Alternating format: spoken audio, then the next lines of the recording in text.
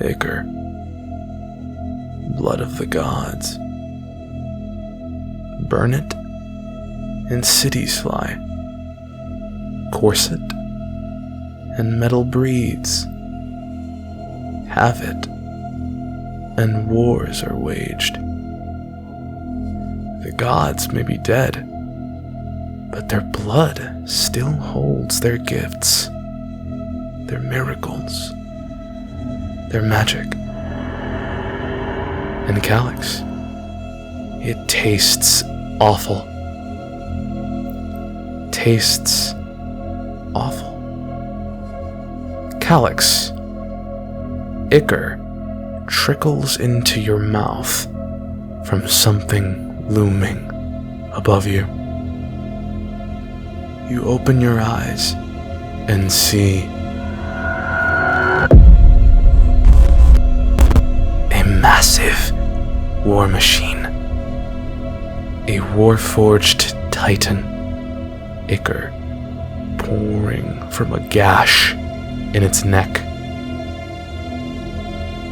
Calyx, you have been pinned underneath 600 pounds of steel and iron. What do? Half dazed from having just blinked awake. And, tasting that,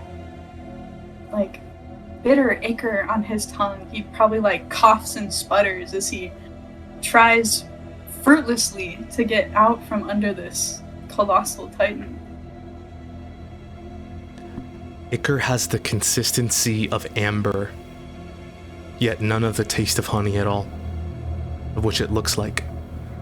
Ichor looks like sunlight peering through honey, with how golden and bright and vivid it looks.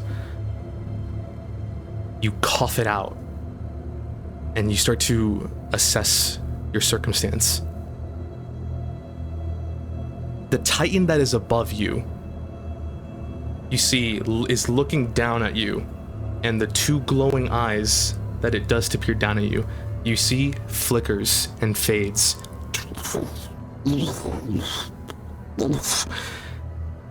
You see it is propping itself with one half of its tower shield, while the lower half of its torso, you see orange hot melted steel as it drips and drips in a pool underneath it.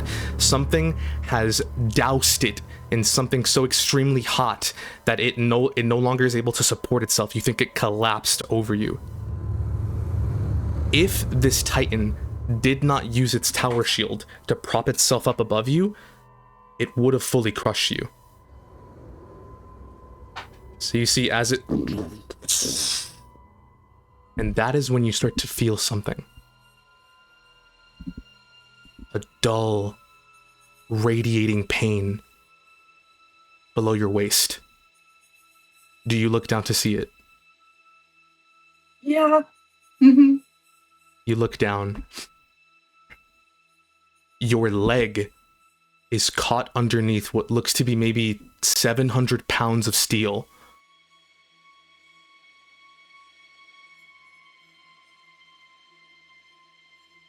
I see.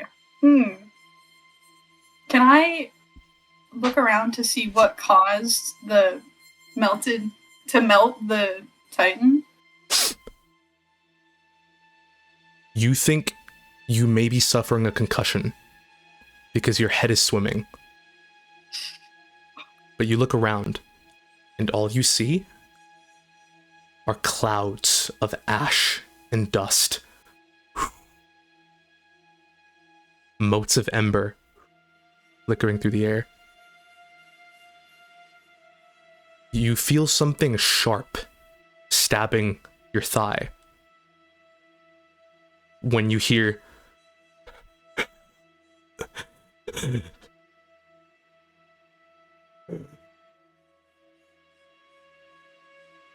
you see. Can I look over?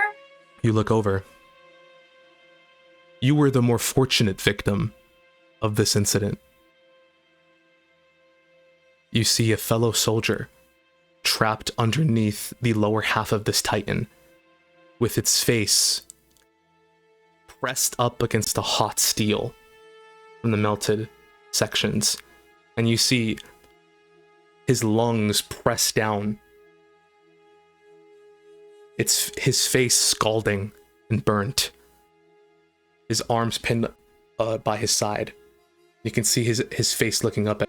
Is there a way for me to be able to get out? Like, maybe there's a weak point in Warforged that perhaps I would be able to sneak out from under him, or get the pressure of the weight to move.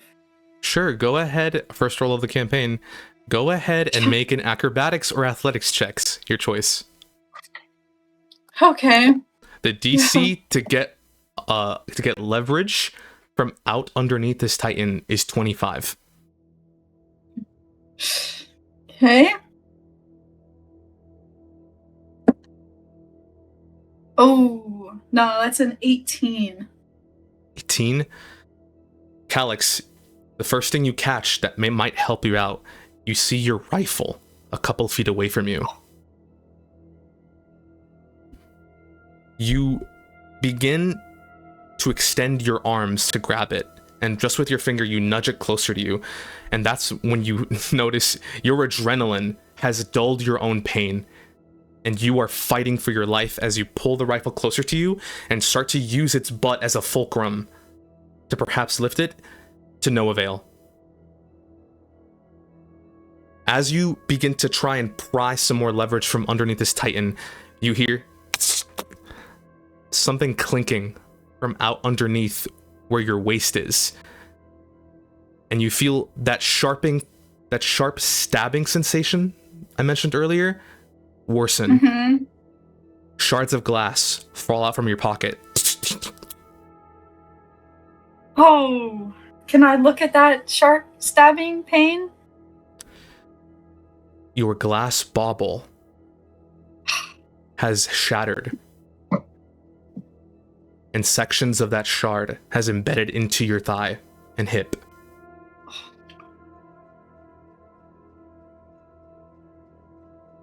What is Calyx feeling as he sees that? Yeah, seeing that, Calyx, I think with what just happened, he's still so shell-shocked, but seeing that, he almost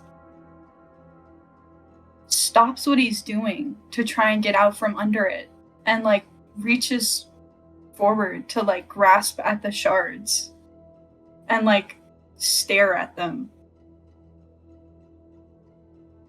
Please. Pay my fare. See the soldier before you. Any coins left? I can't wander the fields like this. Please, pay it. Pay it. Pay his fare? I'm assuming I know what he wants me to do. Oh. Yeah. You can see he tells you, Coins in my left breast pocket. I just need one more.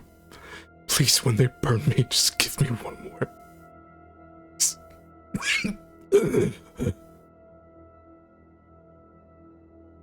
What? What does he mean by that? you start to hear shouts in the distance. Can anybody hear me? Say something! Yeah, do they sound friendly? Do they sound Make an insight check. like okay? Yeah. Let's see. Okay, that's a 13. 13. At this point, you don't care. You start to feel the pain grow hotter and hotter in your leg. Yep, alright. He is like, I imagine when he starts to yell, it's very raspy and croaked at first. Like, you can barely hear it. And then slowly he just starts shouting for, like, we're here! Over here! As you shout, droplets of ichor from your lip spew outwards and sputter and spray. And you start to hear, Over here! Come! Over here! And you hear the soldier, the dying soldier next to you go, please, just one. And from the smoke and dust, you only see silhouettes of a hulking figure, a large, muscular one.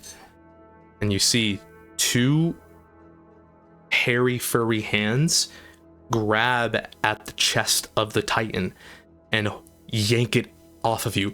And you hear, you see the Titan's eyes have already gone inert. Black.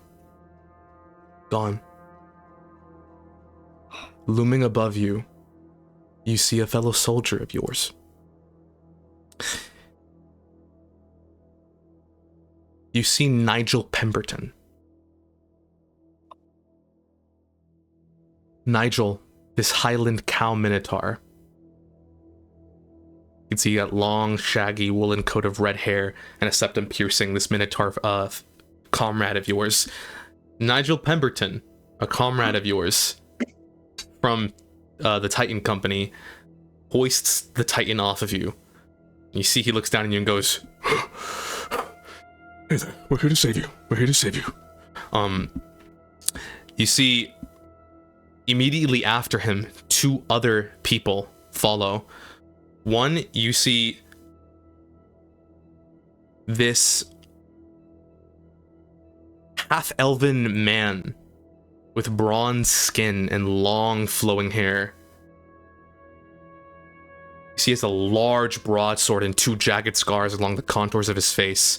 Kneel down and pick you up gently and delicately without dragging your thigh along the sharpened edges of this fallen Titan. You can see he goes, come on. You can see he picks you up. And he turns immediately behind him and goes, where do we go? Where do we go? What do we do? He's speaking to someone who you haven't had the chance to interact with a lot. But it's this woman, this bespectacled woman, and she has a maroon cloak fastened over a dark coat. You can see she's wearing leather gloves and this kind of hat over her head. And she goes, he's been injured. It's a crushing injury. Okay, come on, we need to go to support. Stat! Immediately! Alright, you can see, Nigel is about to set Titan down when you see they're about... Yeah, okay, yeah. No, Calix would be like, wait, there's... He, like, points over at the other guy. You see, what? And they look at them. Nigel goes...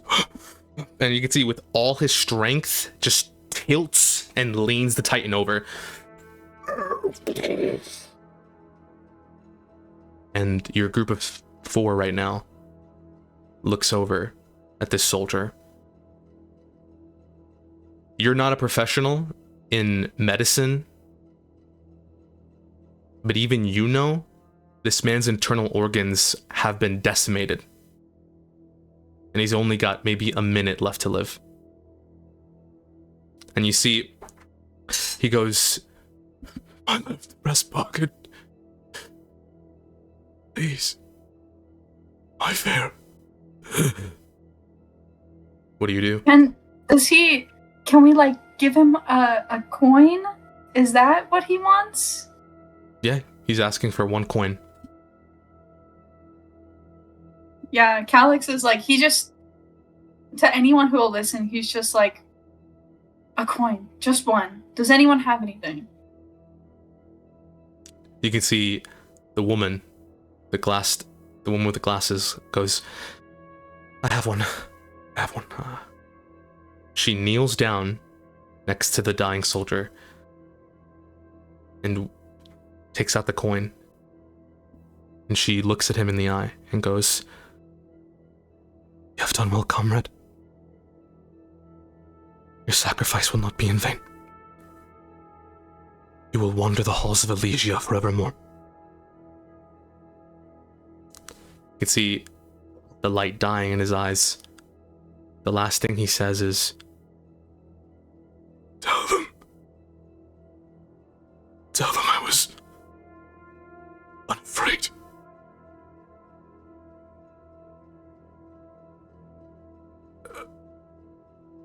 And he goes. The woman gets up, takes the coin and puts it in her pocket, and goes, "We must get to support company immediately. Come on, go. We need to go. This man, time is of the essence. Go!" And you can see Nigel and this half-elven man. You start to recognize him now as your head starts to swim with that concussion. This is Konstantinos from infantry. And they start to run. And you can see this woman starts to bark orders and starts to yell and say, "Support! I need support! We need medical attention now! Where's Axel? Bring me an Althea! Bring me an Althea now!" And you can see as she yells that, we transition over to another person.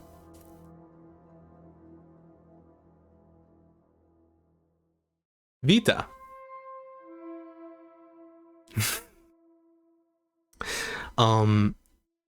You stroll amongst and amidst these clouds of dust and ash. The only thing you can see is a small pocket of your world before you, before it's swallowed by whatever destruction was laid upon these lands. But at your feet, bodies are strewn and littered about. You can barely make it a couple steps before you have to stride over a body.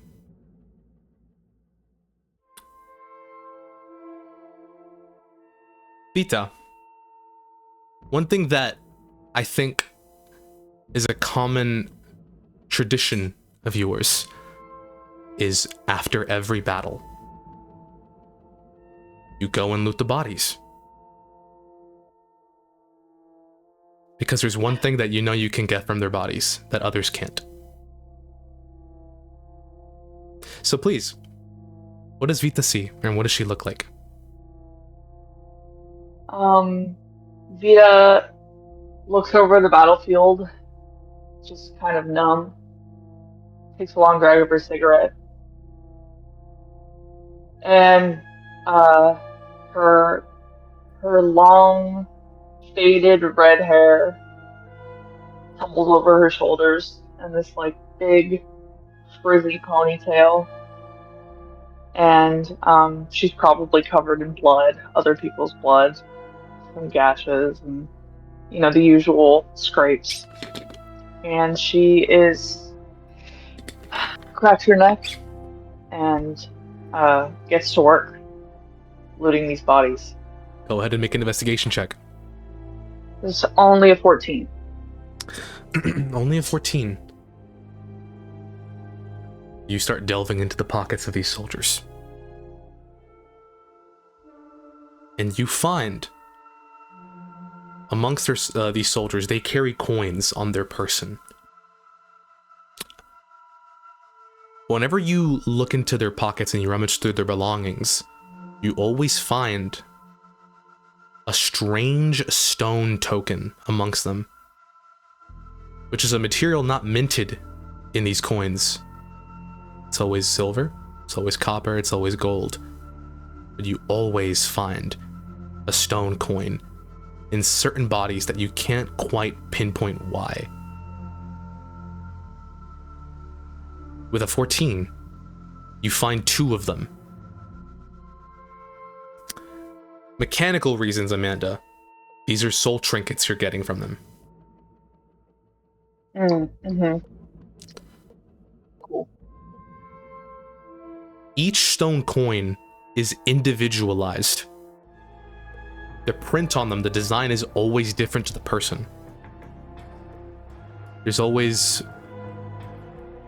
one side of the coin has their face on it, and the other side has their last words minted.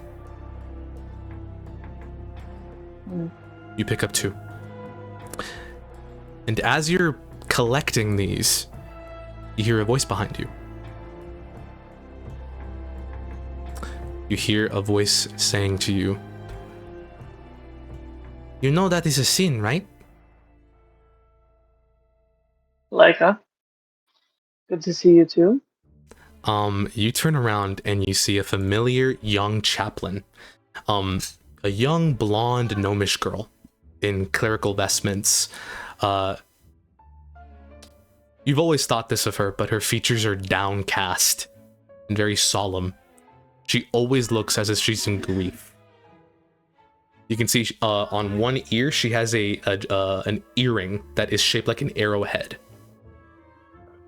And she looks at you and she goes, "Vita, how many times must I say this? You leave their effects to themselves. It's not very virtuous of you now, right? To take the effects of the dead." They don't need them. I could use them.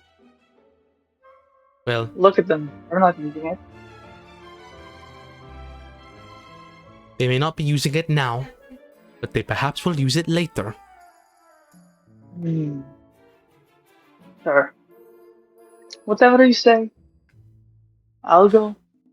Vita, now that you have done this, you know I must perform a cleansing ritual on you. I'm in the mood like a... You're Go never in the bother mood. someone else. Exactly. You don't learn. Go somewhere else. Please. I can't deal with you right now. Okay? I know you mean well, but now is not the time. Vita, I do We have this for other your more own pressing sake. I do this for your own sake. Once we get My own back, I sake. will cleanse you. Vita, your passive perception. As you're looting some of the bodies, you notice one in particular that stands out to you. Something odd. You notice a halfling corpse. But usually the bodies you see are contorted due to an injury sustained from battle. That means gunshots. That means reduced to ash and burnt skin and hair. This body, however, you see is just crumpled in on itself. This halfling body. Beside it, though, is a healer's kit that has been opened.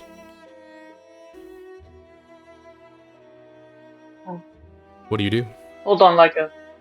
I'm gonna, I want to bend down and see what caused this death. Alright. You turn over the body, and your eyes go wide as you see the body of Axel de Althea. Oh, shoot. Damn, had it coming to him, okay. He has been dealt a gunshot wound. However, it has been dealt through the temple. Did it look like close proximity? Likely. Can I rifle through his pockets, please? You rifle through his pockets. You don't find a soul trinket on them. But you find just simple insignias. You see an insignia on his coat that determines him as Major of Support Company.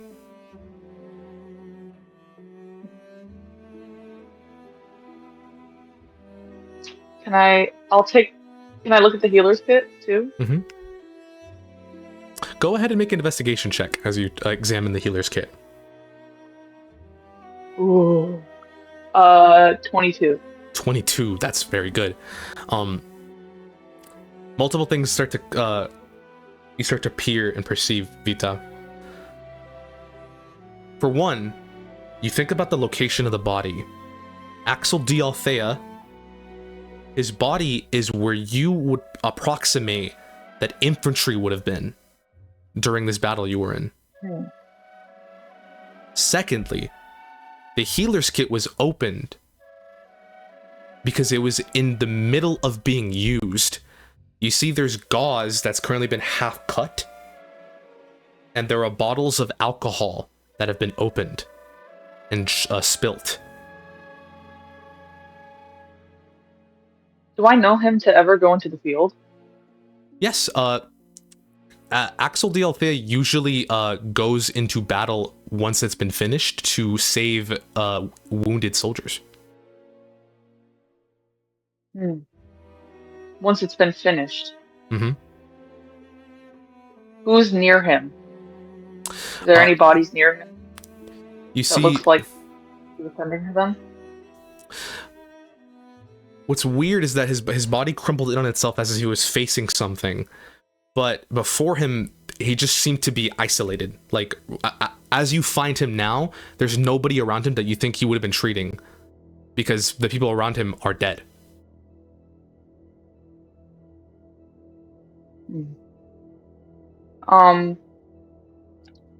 So it's a bullet wound, right? Mm-hmm. Through the temple. Did he kill himself? You didn't find a weapon on him.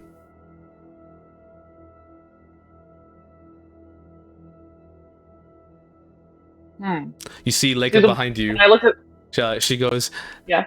Ita, you shouldn't be fingering corpses once you find them. Oh, okay.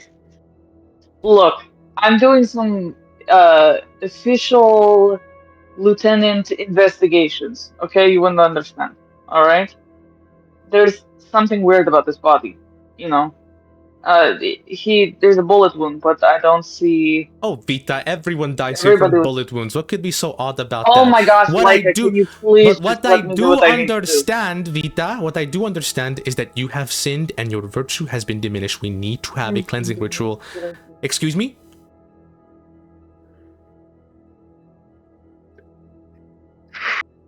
Okay.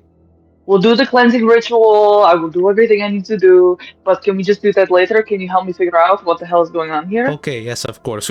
Oh my lord! My Virta! Yes, you don't listen to me, and now I'm telling you this is going on. You don't listen to me, and now see, it's Althea. Is that is Axel? It's Axel. Ethan, that is my major. He's been killed in battle. Mine too. But obviously not, because he goes out after everybody's dead.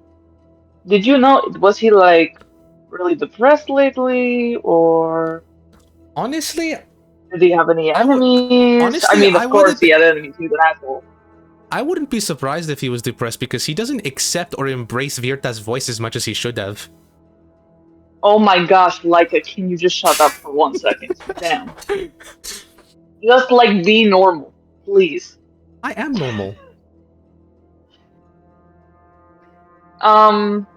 Did I notice anything weird about him the days before? Like anything different? Was he like paranoid? He was as normal and as irritating as usual. Did he have any like specific enemies? I mean, it would be easier to count on one hand who liked Axel. Did he have anybody coming for his job? No, not quite. He stood firmly in his position as major for years. Nobody could ever replace his ability to heal due to that mark, the dragon mark, on his heart. The mark of the Altheas. So as you ponder these and you see Leica is currently just poking and prodding at you, you hear the sound of a whirring vehicle rolling by. You see headlights beaming through the clouds of smoke and dust. Wheeling on by, you see a familiar face. One in infantry. You see they're currently riding what you know as a cyclone, which is basically a mono wheel, like a singular wheel vehicle. I can actually show you what the cyclone looks like. Show players, there you go. Ooh, that's so cool. So, and this cyclone stops before you. The rider you recognize, a drow woman with dark tousled hair and a scar down her right eye, driving the cyclone. You hear, hey gals! Hey gorgeous, come over here. You can see they drive next to We you. got the problem. You can see he goes, Grease, who you know, goes, oh, man, that was a tough one. Did we win? I haven't really, like, I mean, I assume so. I'm still alive. Right? That's what I was thinking So. too. Hey, Leica. So, I don't know if we... So you can see, she goes, we have a problem? What's going on? Okay, first of all, Leica, nobody, it's just us here, right? Wait, I'm gonna look around. Is it just us here? Is there somebody watching us? You can make a perception check with disadvantage. Whoa, I got 218s. I'm goated. Okay, hold on. That's, what the hell? 28. You know for certain that there is no one nearby you. And if anything, if they were Okay, nearby, great. they wouldn't be able to even know you were here, due to the dense clouds that are surrounding you guys. Axel's dead. It looks suspicious. No shot. Shot, look. Freak up on the bet. 10 gold on it right now. I'll put 10 gold, yeah. Well, you already saw it. Okay, I'll take it anyway. I'll take your money. But, no, he's dead. By the one above. Finally got what's coming to him. And it's gunshot. I don't buy many, but who? Because this seems like, I don't know, I can't find the source. It seems suspicious to me. Alright, well, I guess we should report that to the field marshal. Guess we gotta find... Alright, we gotta find... We can find the field marshal, once you hop on. I have space for one. Like, you're gonna have to walk. Sorry. Bye, Leica. I'll hop on. You can see Leica goes, okay. I'll see you later today for the cleansing ritual. Okay, enjoy your walk. I hope it's really meditative and you're very mindful. Bye. Goodbye, Vita. I'll see you later. You can see Grease Thank goes, God. oh my gosh, I could do less of her. Oh my god, I don't know how you deal with her. Well, you're telling me. It's just because we have the same accent. She's Vita, we got to do cleansing rituals. Sin. I've heard enough of that in my life. I don't need it right now, you know? Thanks for picking me up. No problem. It's kind of a little bumpy. You can see she's like, Grease is running over a bunch of bodies, like, you can see Grease goes, oh, man, that was a high. I was driving by, knocking out draconians left and right. That was the most fun I've had in months. Months, I tell you. Happy for you. Hey, do you want to come to my tent tonight? I have a little something. Yeah, sure. What you Maybe got? hang out.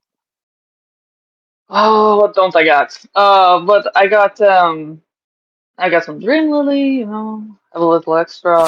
You got some? Yeah, I got some.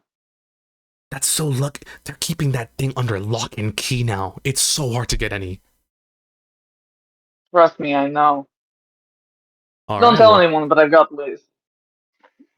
they call it a party, Vita. You can see as you're driving, Grease goes, you have to find the field marshal immediately, though, because I'm almost running out of gas on this thing. You can see she points to an ekes canister that is fueling her cyclone. You can see it's currently just about the halfway mark of being done. Ah, shit. Okay. Yeah, I'm gonna look for him. All right. So as you drive on looking for the field marshal, we switch to another character. As you drive by, we swap over to the site of another area of this battlefield, one closer to where the epicenter of mass destruction was.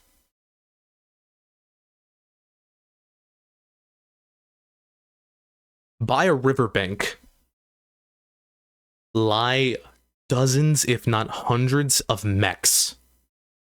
Mechs made of gold, mechs made of copper and brass. You all know these mechs do not belong to any Corvarian soil. In fact, they are the belongings of the enemy. These are Solanian mechs. The Solanian mechs are 8 feet tall walking metal constructs, and they're equipped, all of them, with flamethrowers. They look something akin to this.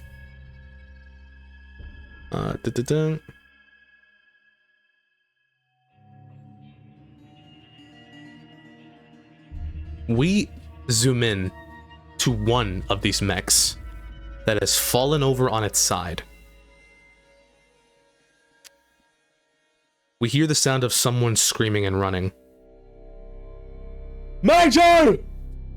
Major Adonis! Adonis!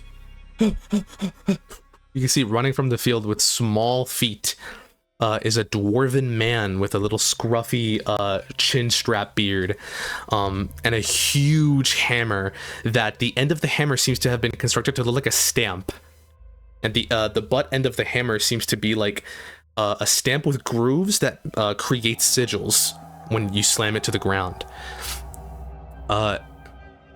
This dwarven individual runs to the foot of one of these mechs. Major! We crane around the Solanian mech as Axel examines it. The chest of the Solanian mech has been dealt a massive crater that it has a cavity inside of it. A darkened hole, shadowed so that no one can see from outside of it. This dwarven individual walks to the front of this hole, the cavity inside of this mech's chest. Adonis! Major Adonis! And we see hand prying the edge of inside of this cavity of the mech. The Major of Infantry appears. Bo, what do you look like? What do we see as Bo climbs out of this cavity that he created from this mech? You guys, that's me. That's you. Okay, wait, I need to chill out. Wait, give me 1 second. I need to calm down. No problem, no problem. We're Okay. fucking in it.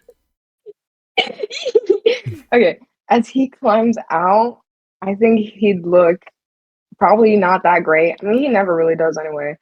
But his clothes is probably like really tattered. I think the hair in his braid is like somewhat coming undone.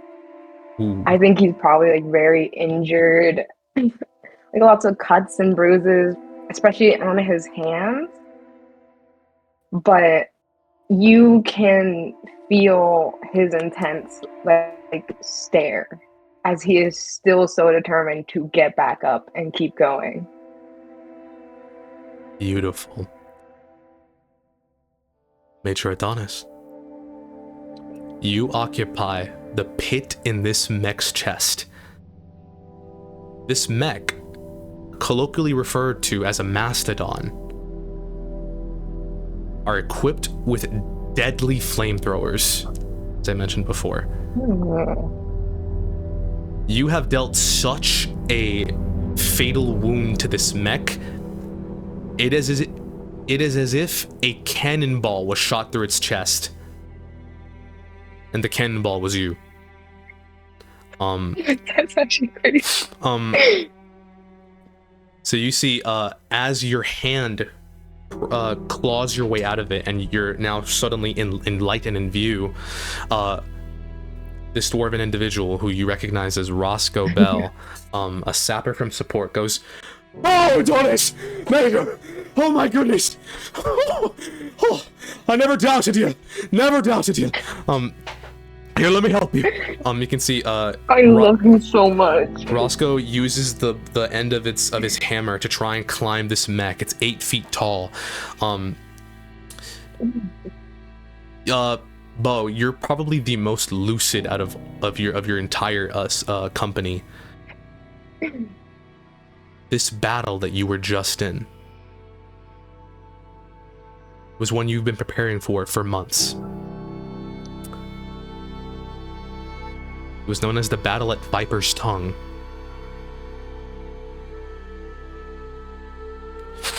Okay. More? All you remember before stuff went down, because once battle starts, you kind of lose yourself in the frenzy of it. The Draconian forces had met with the Corvarian forces on opposite ends of this river known as Viper's Tongue. The battle started when the Draconian forces led a full frontal assault against the Corvarian forces. As the battle raged on, the last thing you remember before everything went to hell was a bridge that the Draconians were using to cross exploded.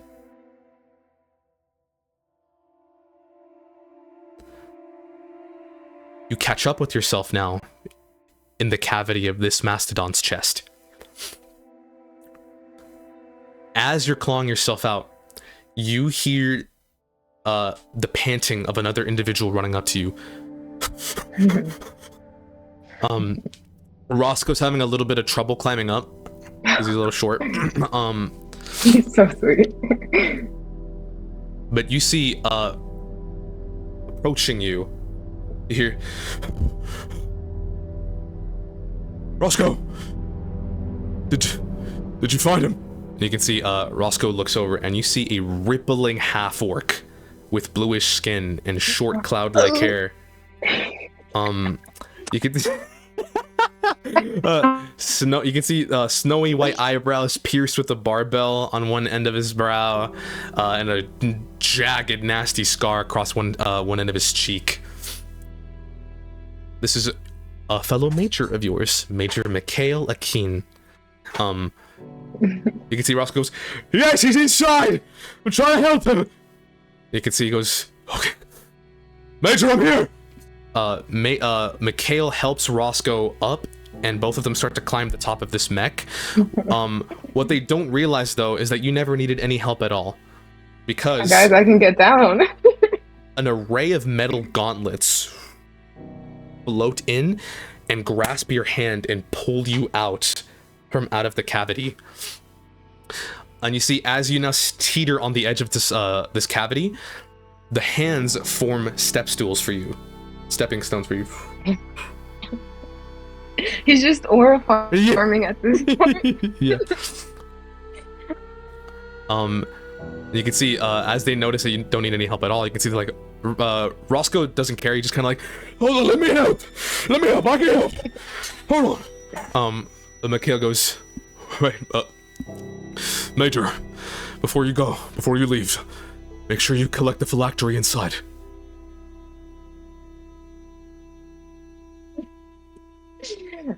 The what? Bo would know that, well, I don't think he would know the details, but every time a Mastodon is felled, which you guys have encountered these mechs for your entire tenure in the war, they're powered by a battery in their chest, that you guys always collect when you destroy one. So, Bo, do you want to collect the phylactery inside its chest? Yeah, he'll collect it. And I think as he does that too, he'd probably use some of his arms to try to just help Roscoe out. That's so funny. You use your arms to help out Roscoe. With one of your metal arm, or one of your metal hands, you rip this, what looks to be like this crystal kind of diamond-shaped battery that's connected by a series of cords, and your metal arm just rips it out effortlessly, as if it's like a piece of string. And you see sparks fly from inside. You bring the phylactery closer to you. You now notice, or you've always noticed this, the phylactery is a unit that doesn't store energy per se, or like electricity. No, a phylactery houses souls of the dead. Whoa. These mechs are powered by dead things. You grab the phylactery and you hand it, or you can keep it by your side, and with your metal arms basically acting as stairs, you scale down and you now reach the floor. Roscoe finally reaches you and goes, "Major Adonis! Oh, sorry, I'm a little winded from just a lot, just a lot. Oh, give me a second." He'd like lightly pat Roscoe on the back and just be like, "Good job." To kind of just like motivate the guy, like give him a little prize. He beams. He's like, "That means a lot coming from you, Major. Means a lot coming from you." Mikhail approaches you, and you can see he walks up to you, and he looks shaken, visibly shaken. He goes, "Major Adonis, do you know where the others are? Did we win? What happened?" What do you mean you don't know? "We don't know. We've been separated from headquarters. We've our lines of communication have been downed. We don't know if any of the other companies are currently still standing." You can see he was preparing like the professional spiel of the rundown, and then immediately just bats it away and goes, "Have you seen Vita?"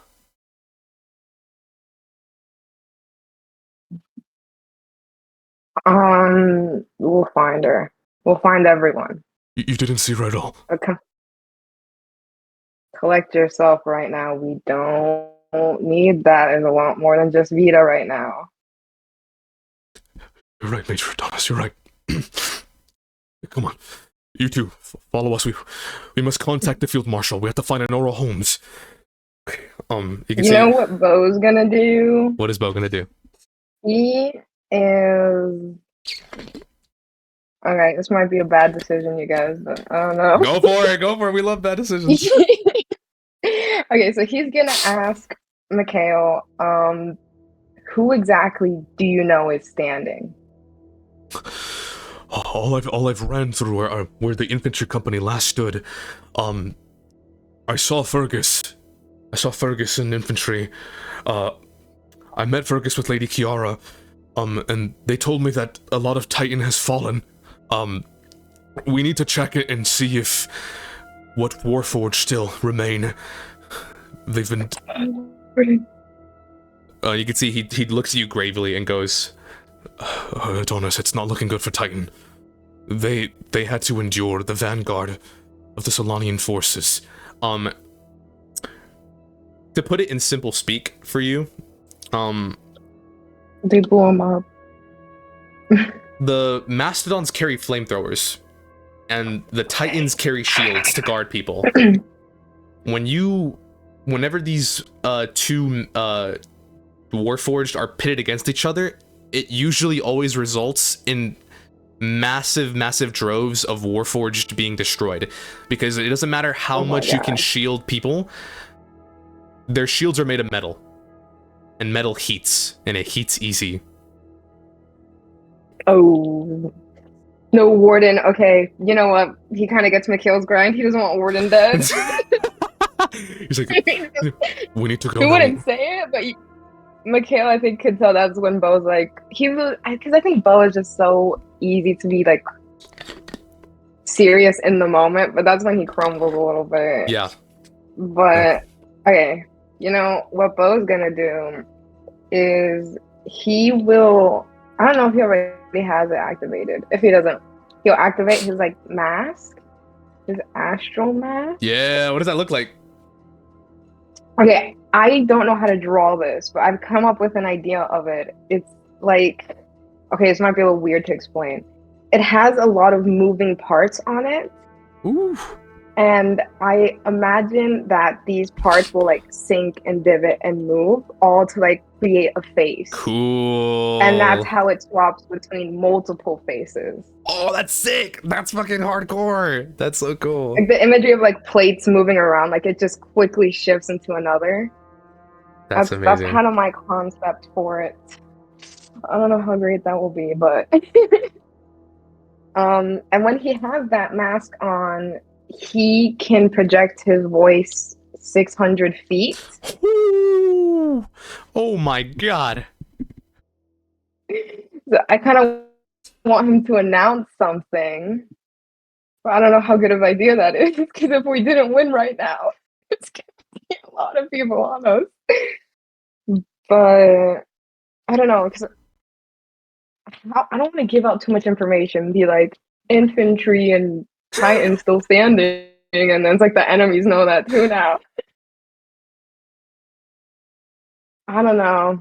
I think you're just gonna say something simple of like Redcloak Battalion report, and it's just like a loud ass yell of that.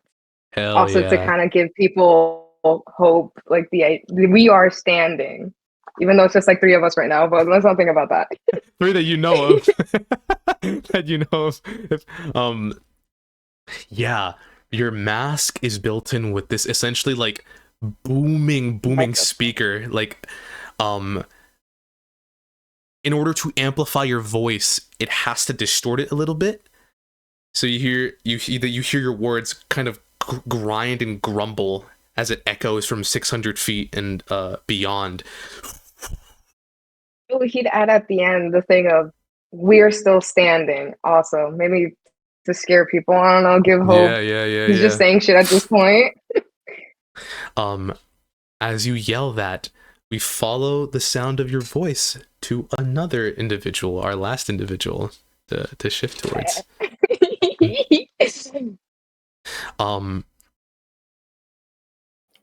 We move we move to another sector of infantry unit.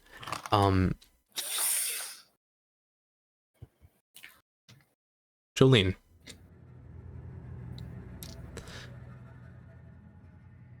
Your vision is black. But the only thing you really sense is something wet and cold on your cheek. And you that is the first sensation that you feel, that you then remind yourself, I'm conscious again. What do you do? I try to feel whatever the fuck is on my face right now. What is on my face? You open your eyes, Jolene. I feel like she kind of just go like. You're on the ground, on your side, and you smell like leathery hide as you look up, and you see your horse licking your cheek. My horsey! Your horse and you stand amongst scattered, strewn bodies for as long as you can see. What the freaky happened? I'm gonna like pet my horse, but I'm gonna use his face. Hopefully he's well trained. He's gonna help me up. Can you help me up so I can look around? You're well trained. So as you stand up, what does your horse see? What describe Jolene? What does she look like? What does my horse see? Yeah. That's so funny. POV, you are horse.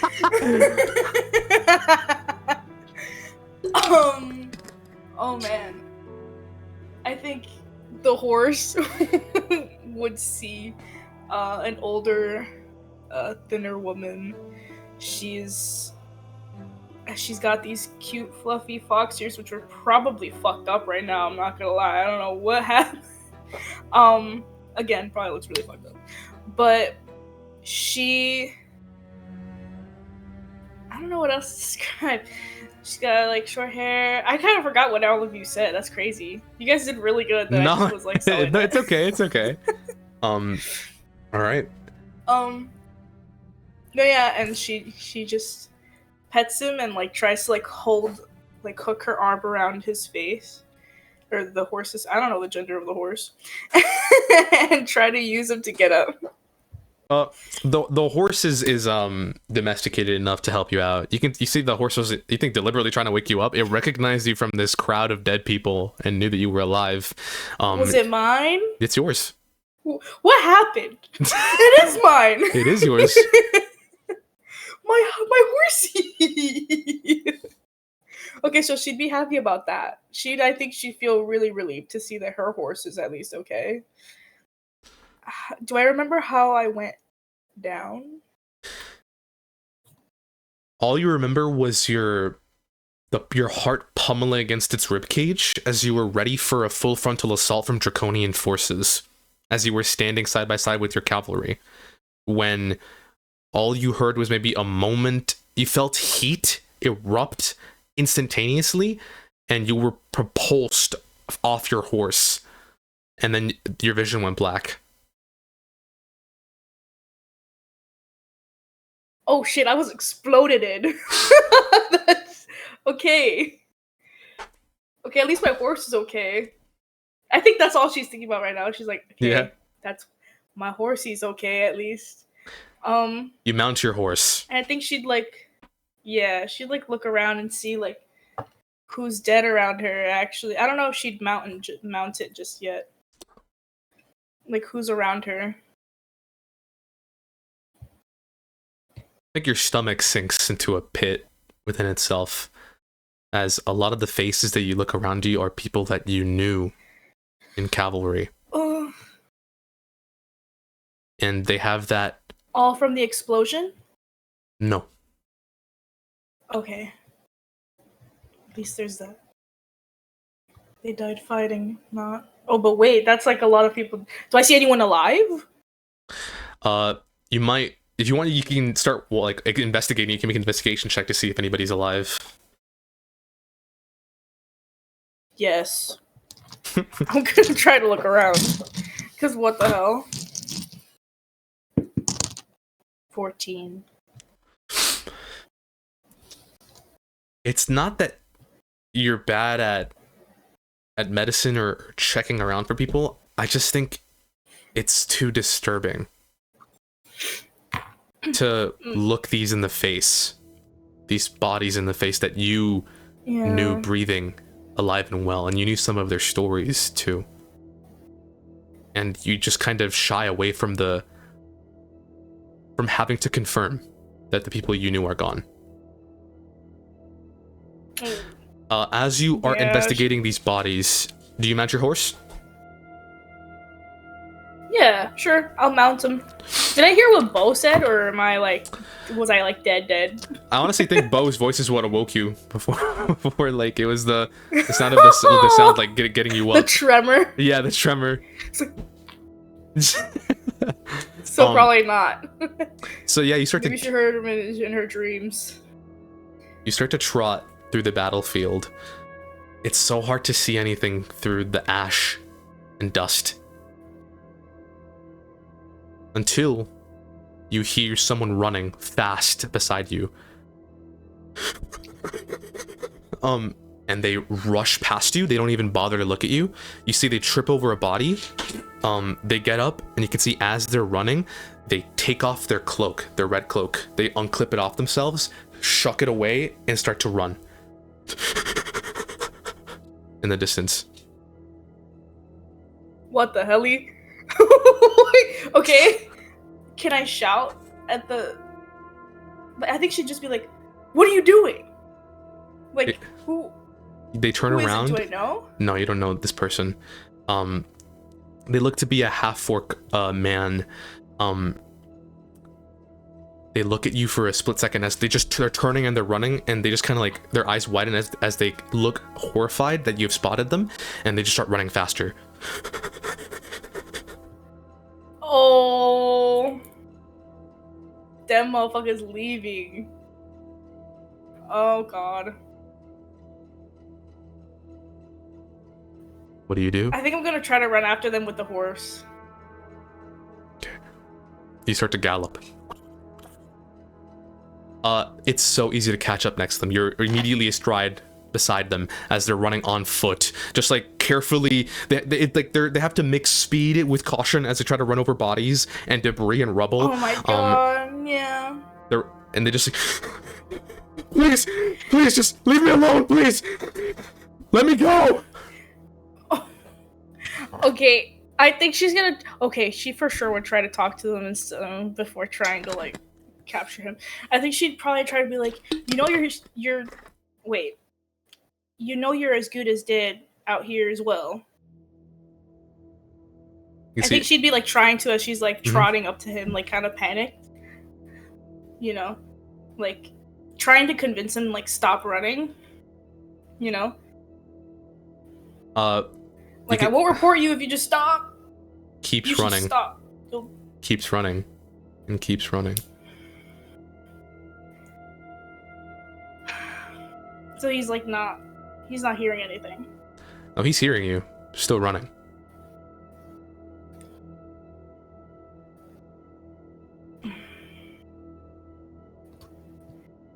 Okay, I think she'd start taking out her lasso after like I think she would try a couple times, like just be like, man, I really don't want to do this, man. Like, don't make me do this. I don't want to take you down, please. I can't let you go. Yeah.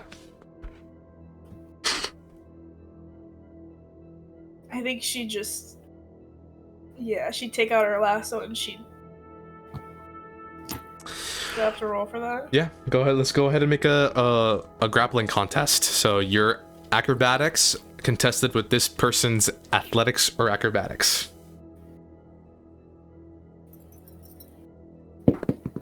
Oh, fell.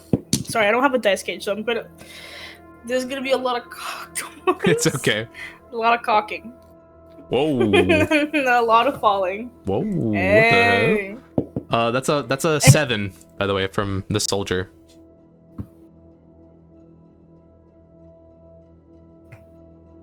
I like want to send it to you. It's 19 plus whatever it is. Yeah. He's getting caught. You have such finesse with a lasso from years and years of experience of wrangling beasts of burden, of wrangling animals in a farm. I think this perhaps might be the first time that you've wrangled a human man. Especially one that was of your own. He is pulled out from under his feet, crashes with a thud to the ground, sand spraying everywhere. No, please. Do I know his name? I'm sorry. You know that some soldiers carry dog tags on them. I think she'd get off her horse and she'd try to like take a look at him. You like pull the dog tag from underneath its collar. You see the name Nicholas Salway. Have I spoken to him before? You've seen him once or twice. You've never spoken to him directly. You've maybe seen him in a crowd. He always seemed to be the one in need of encouragement from his own comrades. I think she'd just be like, I'm sorry I had to end like this. No, please. I just didn't know where to go. I just didn't know where to go, please. You don't have to do this. You know where you needed to go, because I would have told you. You stopped. And she'd like start like tying him up. She looks like, I feel like she kind of like has this face of like no feeling. Because she knows that she needs to bring this guy back, or she not only will she get in trouble, or she will prolong this war by letting him go. Yeah. So Sorry, just letting Ethan I think welcome in. And I think she's like, you got 3 coin in your pocket? He goes, always, but I don't need to use it now, please. Just like, come on, please. There's nothing I can do. They taught us this. No, just I can just put it back on. I can put it back on. We can act as if this never happened. And then what? What'll you do? Obey. You'll keep fighting in this war? Yes. Don't say that. Don't say that to me. Don't say that to me. I feel bad. She feels bad. Okay. I'll try to talk to Commander. All right. With this man wrangled, I'll try. you I'll put try. it. That's what she'll leave it with. I'll try. But she'll keep tying him up. Yeah. You put him on your horse, Red Dead style. Like you put like a body wrapped around like Red Dead style. And you start to trot. I think that's when all of you heard Beau's voice first and foremost. And I think all of you can whip your head in the direction that Beau's voice came from. And I think what Beau's call does is confirm to everyone that the battalion is still standing. You think there was this trepidation from perhaps everyone in the battlefield to confirm that one side still stands or not. When you hear in the distance, "First in battle!" My Pookie. Oh wait, yeah, wait. We gotta say that. Bo but would answer back last to fall. Last to fall. And yeah, 600 feet. I did that shit. What the hell? And that's when all of you in your separate little pockets of reality in your clouds, you start to then hear shouts from the distance. Last to fall. And you hear a gust of wind, like a tempest, whip the clouds away. And you see in the distance, as the clouds part, you can now see the battlefield around you. This semi-arid desert you guys stand in. Cacti around, low shrubs, dry, arid sand and ground. In the distance, standing on a hill, with a banner, a standard waving in the air, you see your Redcloak standard. And holding it, you see your own commander. Commander Ulysses D. Day, holding the standard. And you see next to him, one of his other majors, Matilda Knox, with her wizarding staff, used a mass spell to dispel the clouds and to show the soldiers that they still stand. And you hear Ulysses chanting again, "First in battle, last to fall, my red cloaks to me!" You can see like all the soldiers that are still up, they start to make their way back towards the commander. And then all of you guys slowly start to gather, excluding Calyx. You guys I was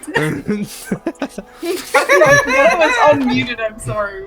No, don't mute. I want to hear your reaction. Don't mute. So funny. Oh my god.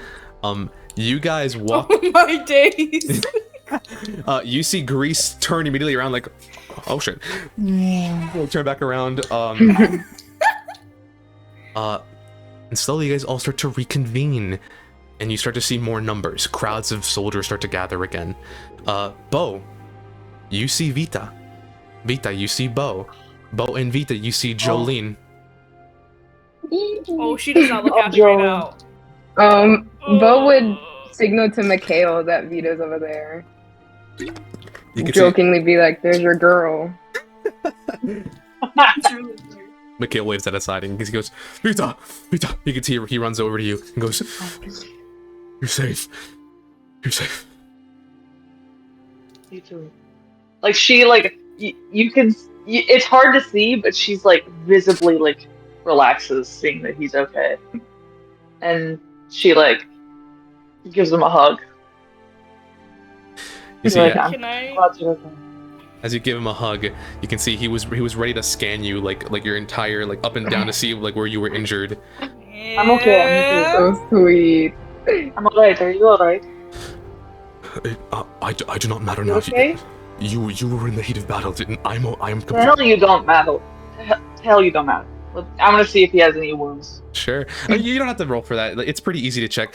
I think he's very wounded. He currently has bullet wounds on his shoulder. He's perhaps been fighting up close melee with someone, so you can see he's bruised and battered. It's like bleeding, cut in all places.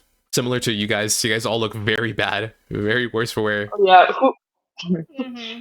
who's the worst? Who's looking real bad? Honestly, I think Bo. Calyx. I think Bo. You guys don't Oh, see me? Calyx right I'm now. not Calyx, even there. Calyx isn't there. I forgot. Yeah, Bo probably not that good.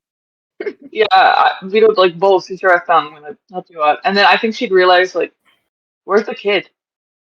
Where's Alex? the kid? Guys, have you seen the Oh kid? god. He's Yeah, probably shit. around here somewhere. Can Um, I? No, I have this guy to wrangle now. I think she'd walk up.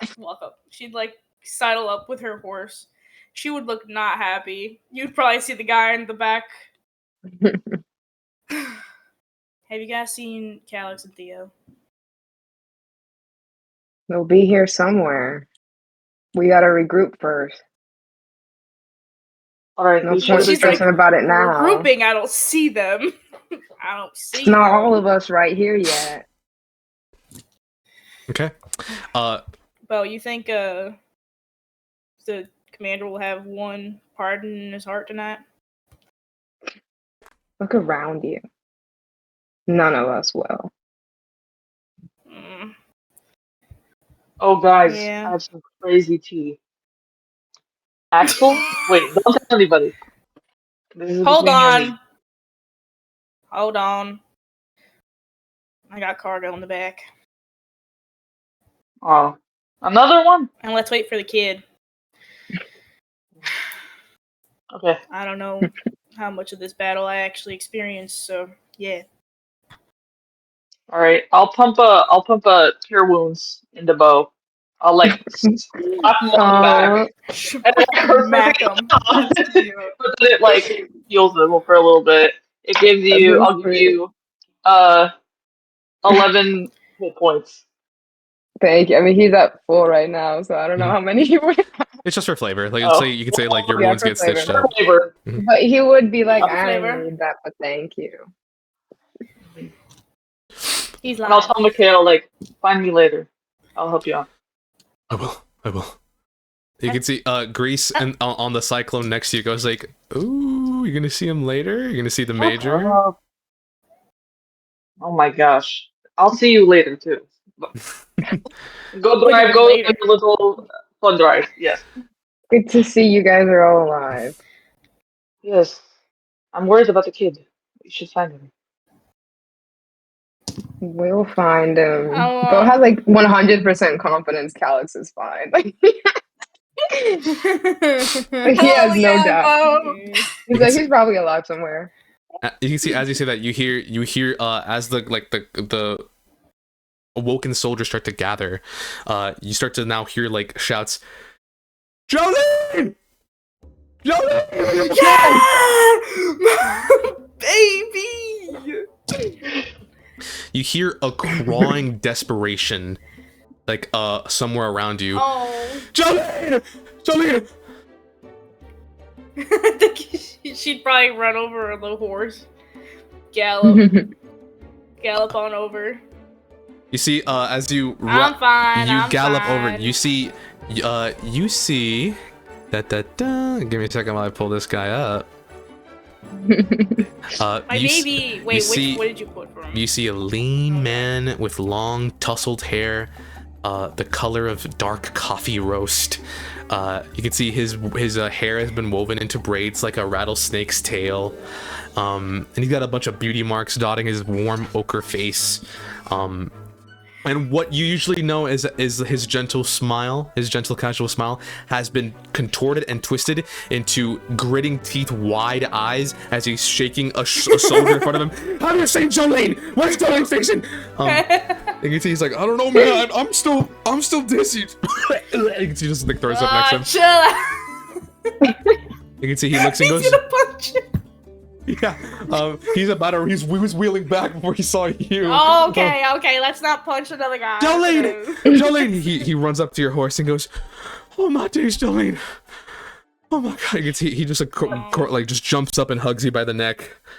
Oh my god, he's gonna pull me all the way down. I thought I lost you. She's probably gonna like help him I thought I up lost onto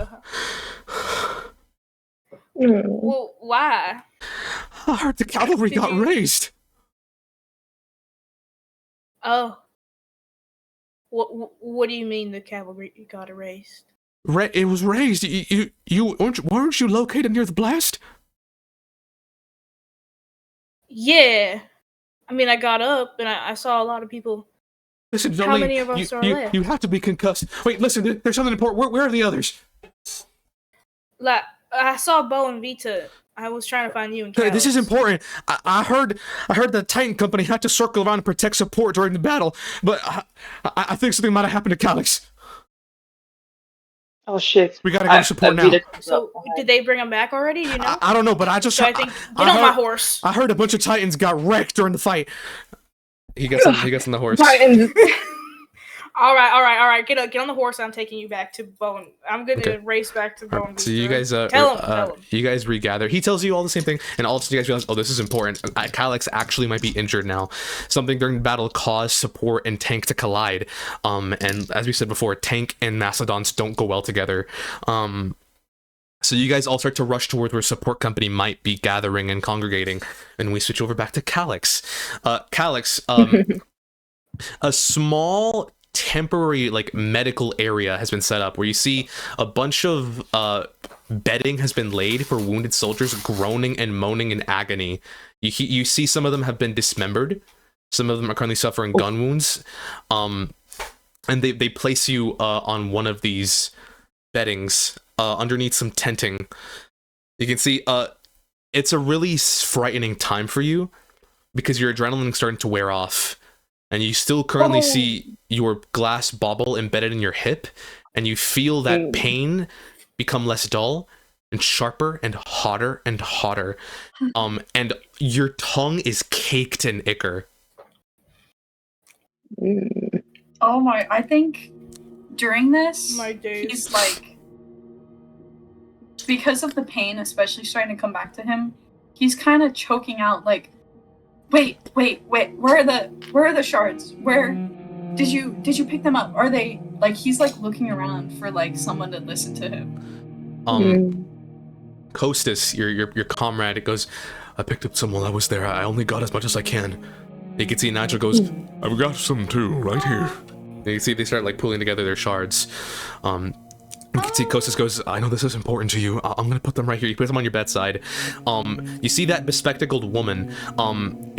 It's really frightening, almost to be like in the emergency room where just a bunch of nurses and medics are shouting orders at each other to get an operation done immediately. You see this woman approaches you and with a very gentle and gentle voice goes, okay, listen, you suffered a crushing injury to your leg. We're looking for Axel D'Althea, support major. I'm sure you're aware. Oh god. We need an Altheus immediately because if we do not start this operation now, you might lose your leg. But we're on that right now. Okay. I need 3 cc's of Dream Lily immediately. Wait, we're going. We gotta go. We should go.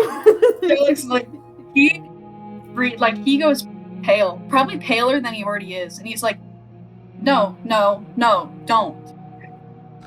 She ignores you and like leaves the tent, and a bunch of other medics are like, they're getting ready an IV and a needle and to putting it into your vein.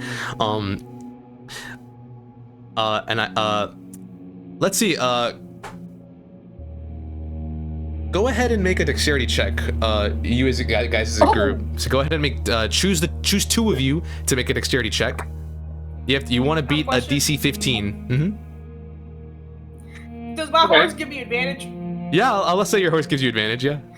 Yeah, I imagine Calix is like fighting. He's like struggling, but it's so weak. That, Wait, that's a like, D12. Just a normal dex check? Yeah. That's 23. 23. 18. Oh yeah. Wait, 18. Okay, so you guys all arrive in the nick of time. Calyx, you see they have just distilled an essence of Dream Lily into a syringe, and we're getting ready to put it into your vein when first Jolene Theo bursts through the medical tent. And what do you guys do? What do you do? You're like, oh, kid. Oh, He's no. like, no, please don't. No. Hold on a second. We're gonna talk.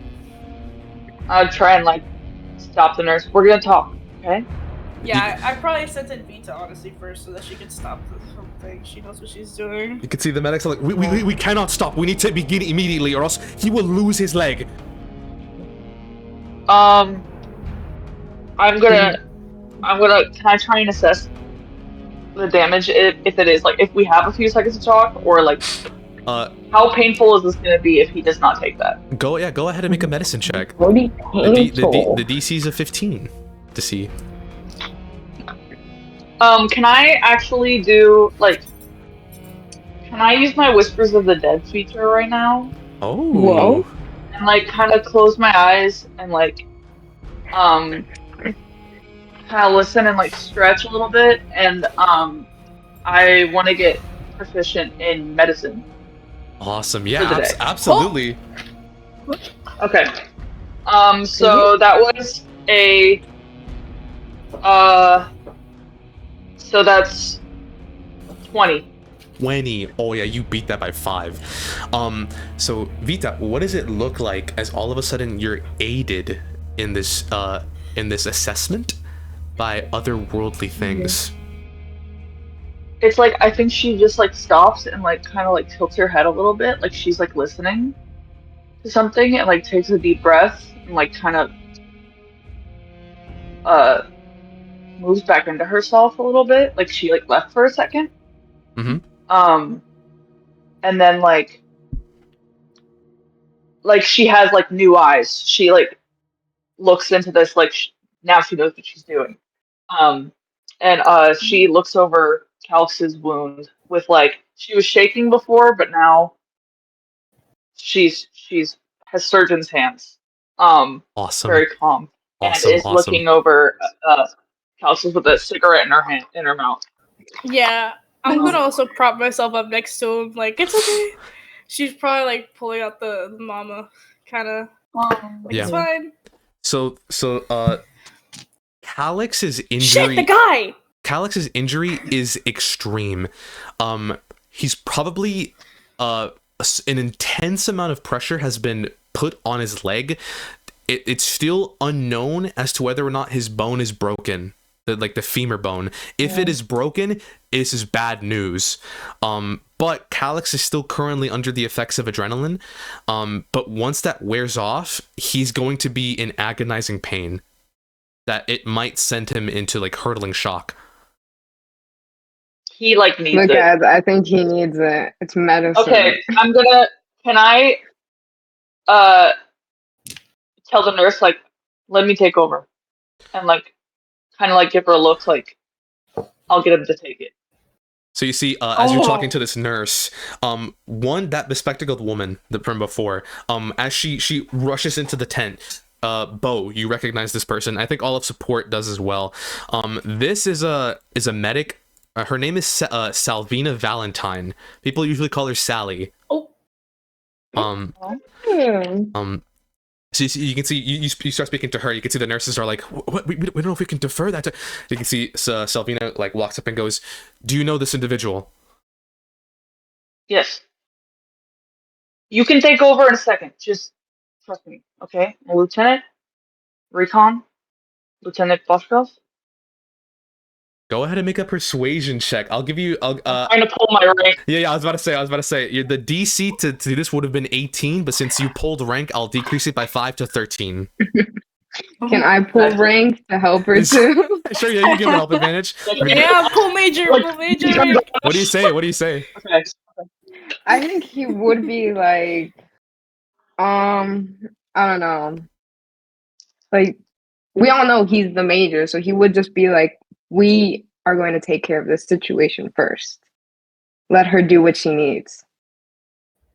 Okay, you can see she clocks immediately Major Adonis. Everyone knows Major Adonis. And so she's like, okay. Yeah. All right, so DC is decreased by 5 again. So that's 13 reduced to 5. That'd be Okay. I think that'll be It's a nothing 7. burger. 7. Advantage or just straight? Just straight. 7, It's a 9 DC, I 8. think. Oh, bro, I keep rolling 19s. Like I'm actually goaded. You're Okay, wait. goated. 19. Okay, but my persuasion's only 1, so 20. 20. So you can see she's like, okay, I'm not one to defy orders from the majors. And you can see she like puts her hands up and goes, but I'm Okay. coming back to overview this, okay? And you can see she leaves. Okay. Never said you wouldn't.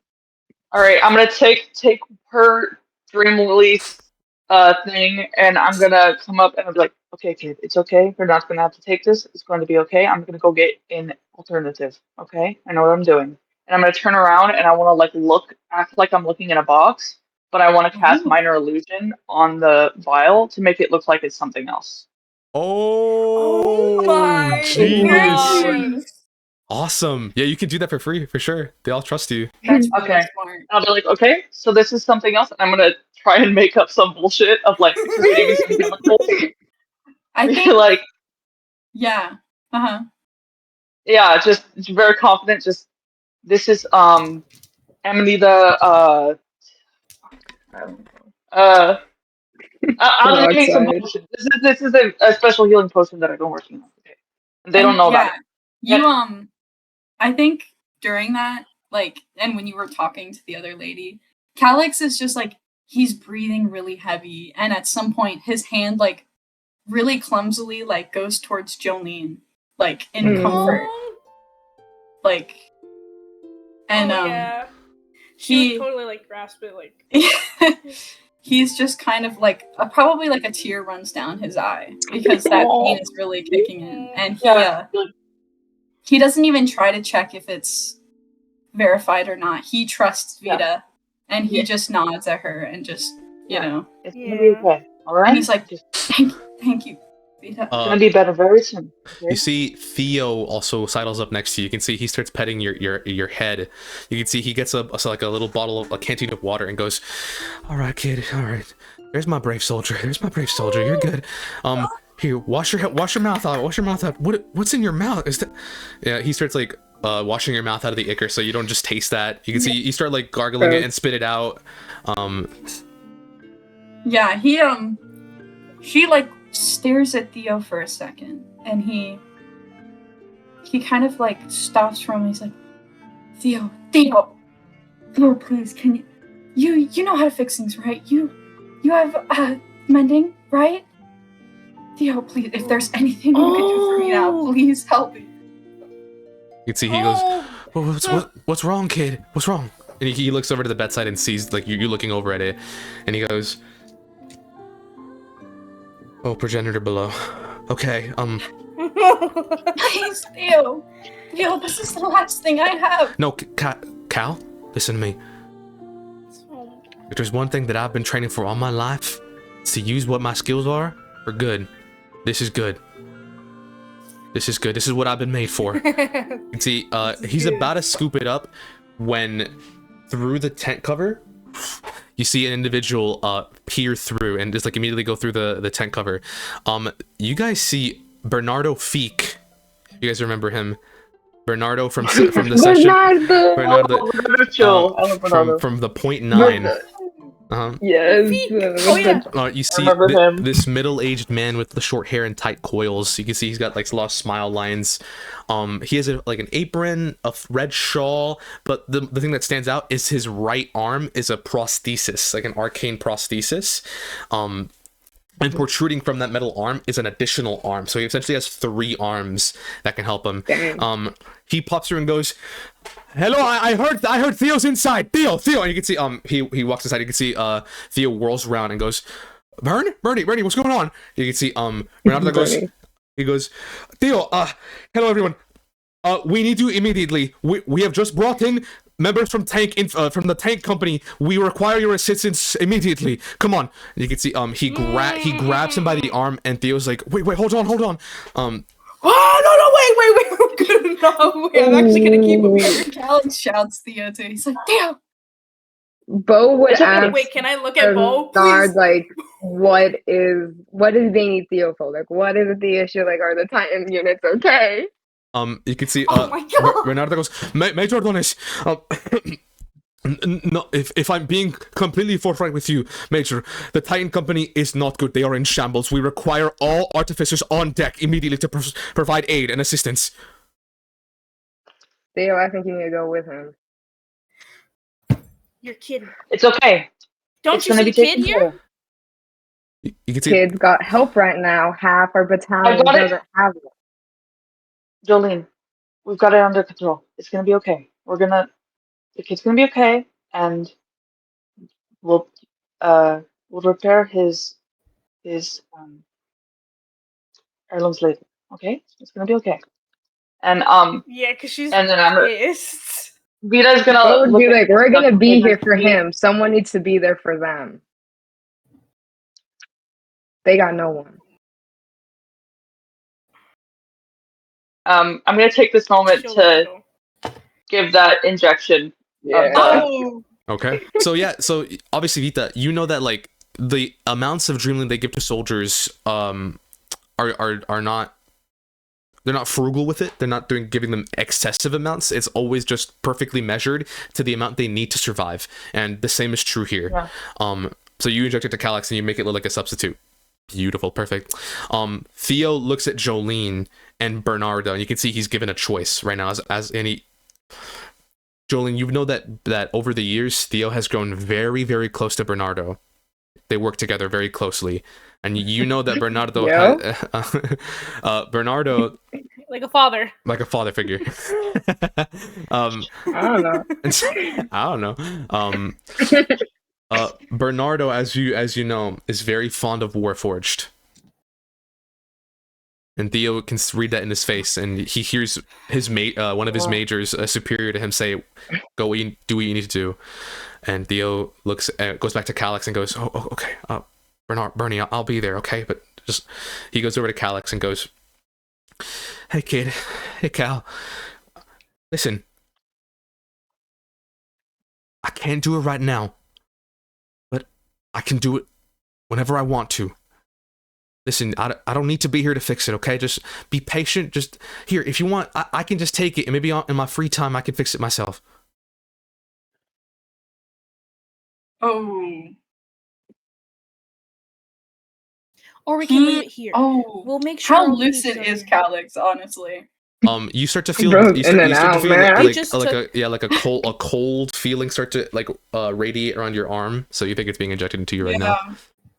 High as hell. Did he overhear the conversation of he needs to go and stuff? Yeah, you did. Yeah. I think he would look at Theo and God. Oh! He would almost hover his hand like protectively over the shards. And he'd be like, "That's fine, Theo. You go help them. Go. It's okay." Calyx, the next thing I'm gonna touch with these hands is that bauble.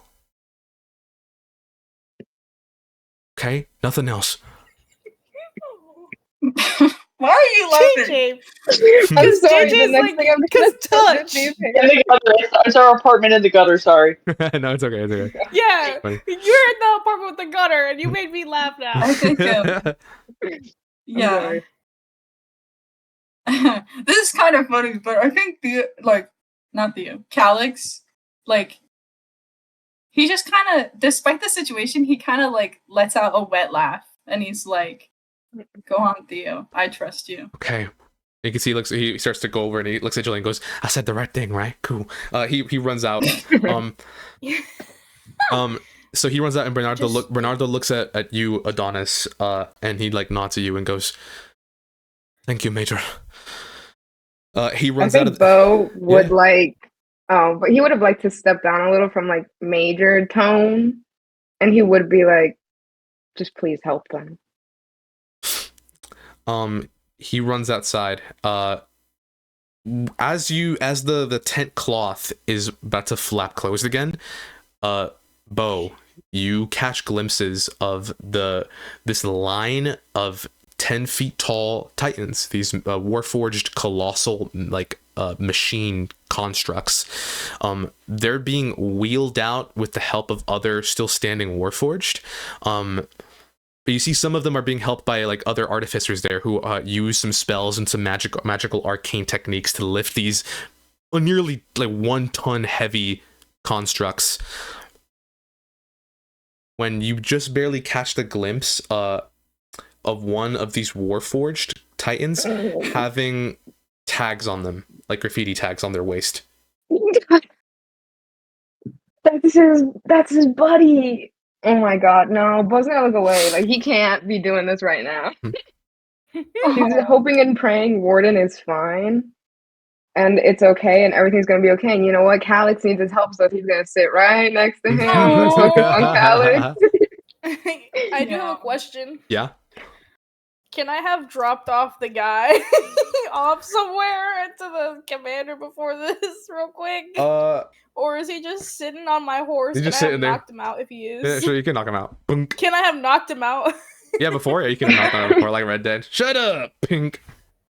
Shut up! Alright. Oh.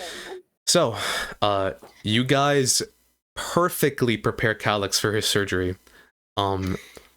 It's a couple hours, and through those hours, you start to slowly hear progressive news about the state of the battalion. For one, the company that has been gravely dealt a massive blow is Titan the most. Support, there was some miscommunication with support and Titan that led to Titan having to relocate to protect them from a flanking Mastodon force. And so there was a rushing movement and marching to protect support from their vulnerable position. And all things being said, Calyx was an unfortunate circumstance of that. Infantry, a lot of infantry are dead, but to be honest, the toll is marginal compared to what you guys think. You hear a lot of talk around the camp of the fallen draconian forces, that a lot of the bodies they collected are mostly the majority draconian. Okay. Play W?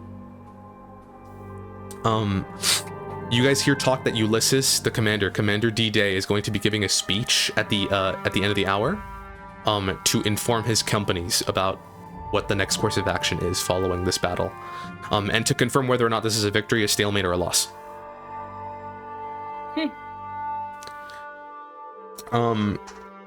Calyx goes into surgery, and I think you guys are all given a chance to kind of breathe easy now that you don't have to keep up these pretenses in front of Calyx. As you wheel into surgery by a whole cadre of medics, Sally among them. When you guys see entering the tent for Calyx's surgery is this halfling medic, and immediately you guys can tell through their clothing is a glowing mark of magical, some sort of birthright on them. You guys all recognize this as a dragon mark, an insignia that marks an individual for innate magical prowess. And Althea is brought in. And you guys, that's when you guys truly breathe easy, and you guys are hopeful that Calyx may walk again. The fact that there's an Althea free for Calyx. But where the hell is the major? Why have I been here longer than he has? That's something we need to talk about. What happened? Axel's dead. You didn't think to say this sooner. You told me to wait. I didn't tell you to He had wait. it coming to him. did. He had it coming. He He had it coming. He had it coming. It finally came. But and I'm saying this kind of quietly. The circumstances are a bit questionable. He was out, after the battle, but he has a gunshot wound to the head. Looks like close proximity. Motherfucker I don't kill know. himself? I think we should. I think we should You talk think to we the got a commander before we. spy? I don't know, but I think we should Huh? talk to the commander before it gets out. We No. need to anyway. We're down a major. Can I say this? Oh, we probably said this in front of the other Althea, but I didn't mean to. No, it's Maybe okay. I know. Athena go to, like, Yeah. surgery? I assumed the Althea just like walked in, brought Calix into Oh, surgery, okay. and now you guys are alone. Yeah. Yeah, like I'm we're in a trying to keep separate this room. between us. Okay, yeah. Yeah, we're like And I'd huddled. be like, I think especially we need to keep it from the other people that might be ambitious for his job. I don't know. Look, the commander's the one that chooses it at the end of the day. They can want it all they Exactly. want. Exactly. But we need to talk to him about this, or at least bring it to a superior, I need to talk to because Kim. he was dead. He was like full dead. So Bo was like, Alright, God damn got it. well, they have his Okay. stuff. He made you pay for your fucking. He's here on a job. He made you Now's pay not extra the time whenever to you have needed his lost a damn major. help. We've had the whole war, Jolene. Now we need to find another. It's Well, concerning. I I'm mean, he sure was we'll an find asshole, but another it is damn concerning. draconian. Not draconian, dragon marked. Tomato, tomato, you know. At least for you. Yeah, Tomato, tomato. Yeah. that's what I'm saying. Don't insult draconians. She actually Don't didn't say insult draconians. Yeah, don't be That was saying that in rude. front of Bo. that. I was gonna say like that. We should take care of the dissenter? Yeah, Deserter? I'm gonna go do that. And I'll talk That to Commander. is for the commander. Yeah. If we're taking him to Mhm. the commander, I gotta go too, so I can tell him about Axel. Or if you want to do Alright. that, Adonis. No, you I'll the one do who found it. him. I'll come What? with. Why not? Yeah, we'll all go. Well, Alright. let's all go. Whatever. All right. I'm gonna get on my horse because I want to talk to the commander. Yeah, you have to bring in your deserter. I don't know what the fuck Two. happened. Yeah, that's where we're going. So you guys have to walk around the camp. This is a very temporary bivouac. It's not just like a bunch of like tents laid about. For all these like temporary stations. Because I would. So it's a name for temporary camp for specific use. You see all these tents just spring up out of nowhere. This has kind of been the routine for the past decade. Or at least for you guys still believe it's been 9 years since the war began. But as you guys walk around the camp, you start to realize people are saying like happy 998 or happy 998th. And they start to realize that it's been a year, it's been one additional year now. Officially been a decade of God fighting. damn, it's Like, been. we fought on New It's Year's New Year's. Eve, bruh. Fuck this. Happy New Year's! Yeah, happy New Year's. And there's- Happy fuck. If there's any time to drink, it's now. But not really. You know that's what I'm gonna be doing. Don't later. tell Bo that. Huh? All Peter right, would we're walking. give him a flask. You guys also hear Yeah. I'm gonna drink for now. you hear people spreading some rumors about what people might have seen during the fight, or at least during the fight's aftermath. You hear them talking about how they saw draconian forces retreat before the battle was truly like over, like a huge mass of draconian forces fleeing the site of the battle. That's weird.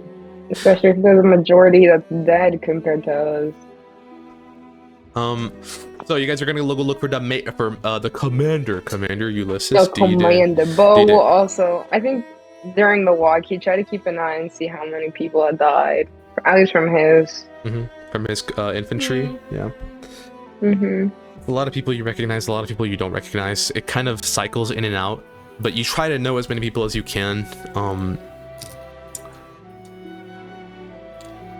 You guys ask around for the commander. He's very busy at the moment, so you guys are brought to the next best bet, which is the field marshal, which you guys are looking for anyway. The person you turn stuff into, or the person that you report to, is the field marshal, which is Honora Holmes. You guys find Honora Holmes like on this temporary camp setup. You can see she's currently talking to a lot of soldiers in the line, and people like here like discussing they lost some objects that are like that are precious to them. There are people talking about how reporting the dead here. People also go here to just report war crimes, but nothing ever comes of that. Bro has like a folder that's like huge with his name. Yeah. like flip through a cabinet and it's just like Bo. It's like a huge like section of it. It's just like one actual cabinet, one whole cabinet is his. But you guys find Sergeant Honora Holmes, the field marshal. You see this blacked winged Aarakocra woman. Her plumage is like gray, white, and black. But her eyes are like as red as rubies. Like just like really bright and glimmering. She's dressed in this heavy overcoat with a bright red scarf around her neck. You can see as you guys approach, she goes, okay, state your name and rank. Lieutenant Voshkov. Lieutenant. Bo Adonis Major. Fixin. Oh, Major and Lieutenant. Jolene Fixin. And Jolene Fiction. May I see your dog tags? So you guys provide some of the dog tags. She started filing some stuff. You go, all right, one at a time. What's going on? All right. Axel's dead. Yeah. We lost the Major. I found him. I would say the circumstances in which I found him. It seems suspicious. Well, I guess I'll be the determiner of that. Very well. I appreciate the news. I will bring this up with the commander immediately, or any other similar soldiers. Okay. You can see she starts writing that down, scribbling it down, transcribing it, and filing it. She looks at the deserter that's on the back of the horse. You can see she looks at Jolene, and she gives you this knowing look. And I don't even think you guys have to say anything. Take him. I was gonna try to talk to the commander, but I don't know what he's gonna say. All right. Well, you can see she points over at someone. Cover for me. You can see he goes, yes, ma'am. You can see he plops down, starts writing reports, and goes, three of you follow me. And she starts to walk, and you guys like trot next to the horse, and she goes, a major's death is pretty seismic to just be given in the report, so... And you say these circumstances were odd. Yes, he was out looking through the dead, and seemed he was shot, but I couldn't find a weapon. It was point blank. Point blank. Okay. Where did you find him? What unit would he have been? Over in? here. Support. No, he's in our infantry. Yeah, he was in where infantry would have been. Yeah, he was over by where infantry would have been. Okay. Over here. You give her a specific file and column of the forces, and she goes, I want you to repeat everything you've just told me to the commander. And Yeah, my baby! Let's go! Okay, so you guys are brought over to another section of this private tent. You can see you guys are brought underneath it inside. And inside you see your commander, Ulysses D. Day. Legendary veteran. You see a broad-shouldered gentleman with thick salt and pepper hair, full beard. Most distinct feature about him is this pauldron he has on his shoulder, this little piece of armor that's been shaped to look like a ram's skull. And you can see his cloak is more fleecy and scarlet red than others. And his brow and visage just look so well aged and creased, like fine wine. You see him accompanied by several other soldiers of name that you don't quite recognize, except for another major here that you recognize, Bo, one that you've worked with quite closely. You see Major Matilda Knox. Flanking Ulysses are perhaps his two closest associates.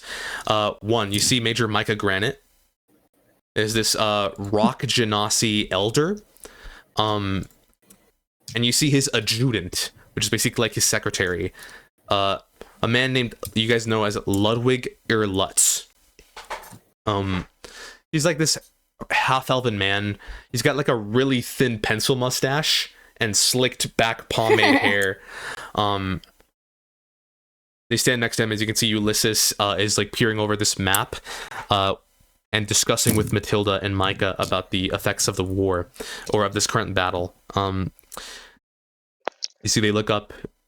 Ulysses looks at Bo for a moment, nods curtly, sees Jolene and Vita.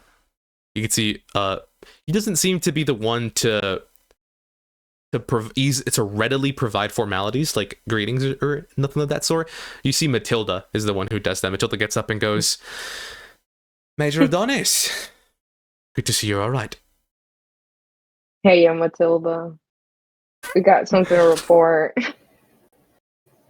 You got something to report now? It must be quite significant to have to tell it to us to our faces. Yeah, we lost Axel. You can see, like, Ulysses stops writing on the map and looks up. You're serious? You think I'd lie? No, you're not the type to lie. Point over to Vita. Commander Day. Point blank. You can see What he's saying is correct. I found him. Out of you, soldier. Go on. I found him when I was doing my rounds. He was shot point blank. I could not find the weapon. He seemed to be in the process of healing someone, but there were no bodies around him. It seems suspicious, and I thought it should be reported directly to you. You can see Matilda goes, oh, you wouldn't happen to be suggesting there's a dissenter among us? I'm not suggesting anything. I just been reporting my observations. You can see she looks back at Ulysses and goes, well, now, Ulysses. And you can see Commander goes, 1,000 thanks, Lieutenant Boshkov. You will be rewarded for providing me with this information. Likewise, all of you. And you can see Commander? Sergeant Honora goes, there's one other thing, Commander.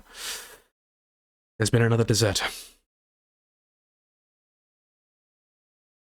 That's why I'm here. This is the first time you see Ulysses gets up fully straight, 5'6", puts his pencil down, and walks over and goes, show me him. I'm gonna go to the back of the horse and bring. He might be out. I knocked him out because I had to take care of Calyx. Here you go. You can see they look at it, and you can see Micah approaches and goes, oh no.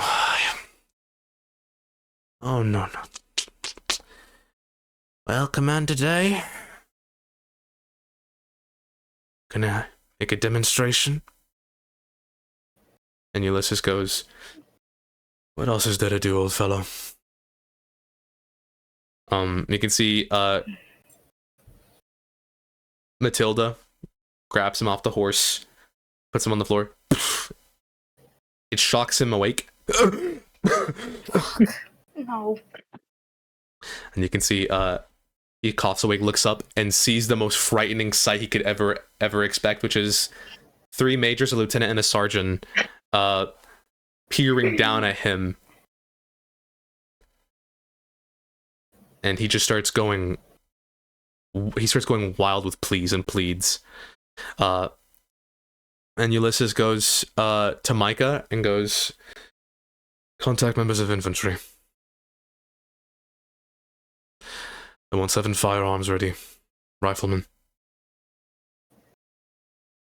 You can see Micah goes, yes, yes, Commander. He gets up and starts to like look around, spread the message. Ulysses starts to walk Oh my god, I want forward to say something so bad. into the camp with Matilda at his side. Matilda hooks her staff underneath his collar and starts dragging him with it. And you can see as she's walking, she looks back at all three of you and goes, you all don't have to watch this if you want, but you're gonna hear about it. I want to make a show of it. Bo wants part of it. He's in it. Can I do Joey's a judgment not on the happy. deserter? Huh? He's like, I'm gonna find my best rifleman. Can I do Eye of Judgment on the deserter Ooh, yeah. So you can. this time we can? So I'll let you know you're gonna begin the minute into looking into judging their eyes, and I'll let you know at the end of the minute because a lot of stuff's gonna happen within a minute. Okay. The crowd parts, and you start to see the efficiency of the army. In a couple seconds, you see members of support company, artificers, have already set up a post, this wooden pole into the ground. You see a soldier like sidle up next to Ulysses and gives him a blindfold. He gives the blindfold to another soldier to his right, and they start to blindfold the deserter. And Nicholas Solway starts to yell. He goes, I didn't mean it, I'm sorry, I didn't mean it, please, I devoted my entire life to this, please, you know I would, you know I have, please, if there's anything I can do to oppose my faith, just know that I mean to give my life to this very, very purpose, and just like spraying spit everywhere. And I have made sure to put 3 coins in his pocket. Go ahead and make a sleight of hand check. Before this? Go ahead and still Would make I a sleight get in of hand trouble if I check. did? Damn. Sleight of hand check. Shit! I'm scared! No, wait, now I'm scared!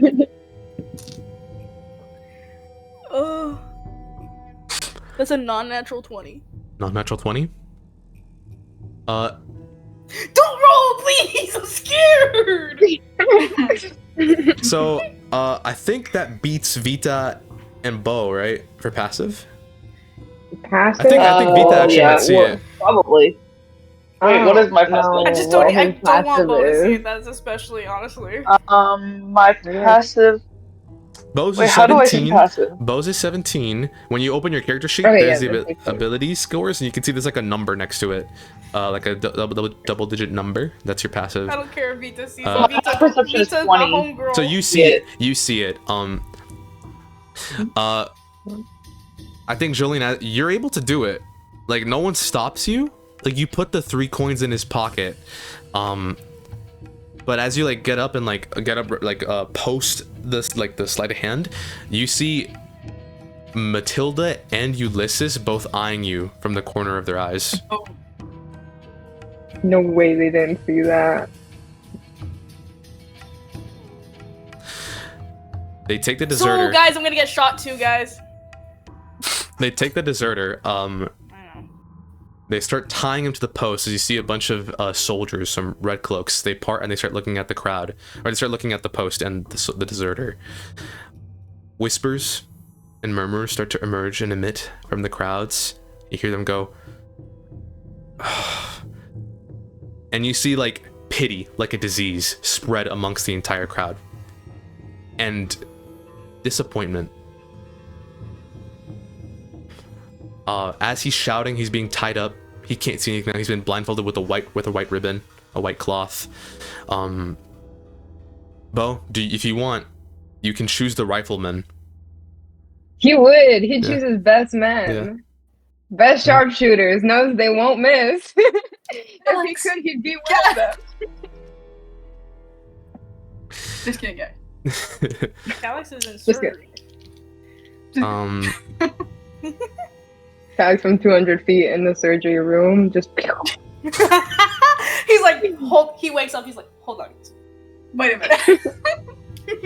7 riflemen with like perfect erect posture.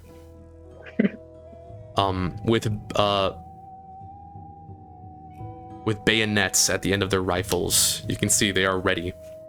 You get them at the ready. You can see there's a lot of respect they have for you, Bo. And while it's an honor to be acknowledged by you, it's also a shame that this is what they are then tasked to do. As he's wailing, Nicholas Soloway, you see soldiers turning their head away from him. Ulysses kicks him with the end of his boot. Been there.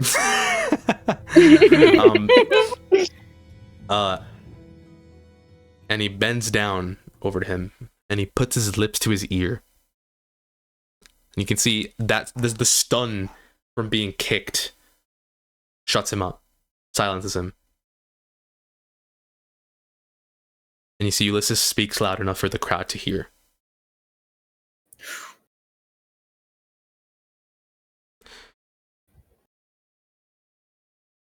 This is the end.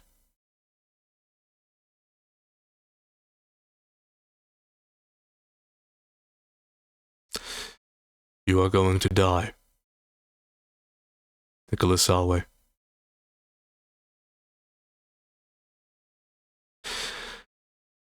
You can see as he says that word, there's like a lingering pregnant pause as that information sinks into the army. And you see from underneath his blindfold, tears start to streak down, and his lip starts to quiver.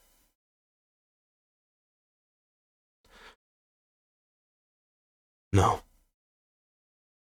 You can make this a good death, or you can make this a very bad one.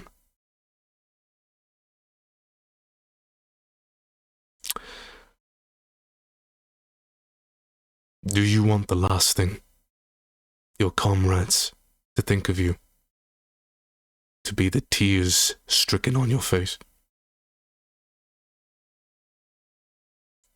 Or will you hold your back up high and die a soldier's death?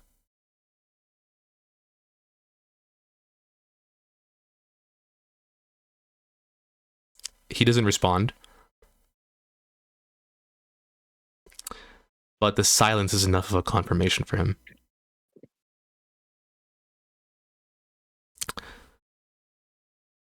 He sniffles. You can see he starts to quell his shaking.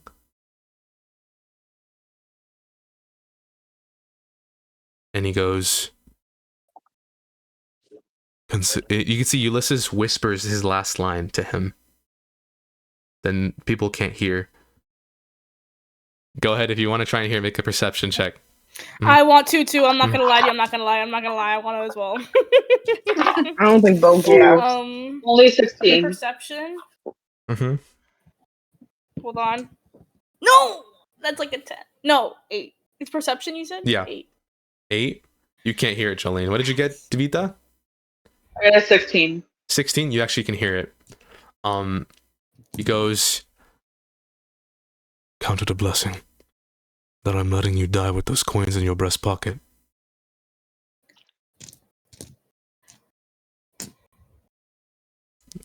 you can see he gets up, looks towards the rifleman, and walks aside. Ready? Aim! You hear the clicking of the rifles as they all aim towards the soldier, as Nicholas Soloway. Fire! You hear like the fires all ring out towards the soldier, and they all pierce and burst his heart in an instant. And you see, before he died, he held his back up high, his shoulders back, and he died a soldier's death. Bars. Jolene would be looking at the rim of her hat. What she'd be looking at. She would not be looking. Mm-hmm. As the soldier bleeds to death, Ulysses starts to walk around and goes, "Redcloaks! I am proud to say that victory is ours. Yes! Let's go! You can see the soldiers start roaring and cheering. They're like, "Oh, sure, let's go!" That was Bo. He's hyping it up as much as he can. They throw their weapons in the air and they're like pumping and cheering. I think Vita, your passive perception is 20. You're the one who notices this best as well. You see Ulysses has drawn all attention to himself so that Matilda could walk to where Nicholas died and take out the coins from his pocket and stuff it in hers. Yeah, queen. Wait, okay, so how does this like the coins? How does that work? After you're dead, like after you've been dead for a while, can you put more coins in? So this is a death custom. It's you want to have the coins on your body when you're burnt, when you're put to a pyre, or when your ashes are burnt. Okay.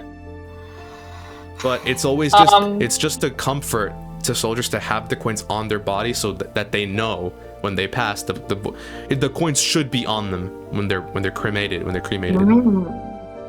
So is there a way? Yeah.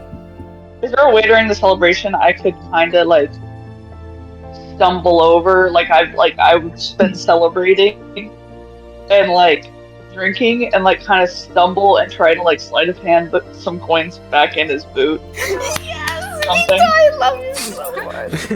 Knowing that Julian cared and. Yeah, sure. Okay. Also, my Eye of Judgment. What are my Eye of Judgment? Oh, yeah, you're right. So, for Eye of Judgment, Nicholas Solway will definitely be going to Thoraxis. Yeah, that's what I thought. Okay.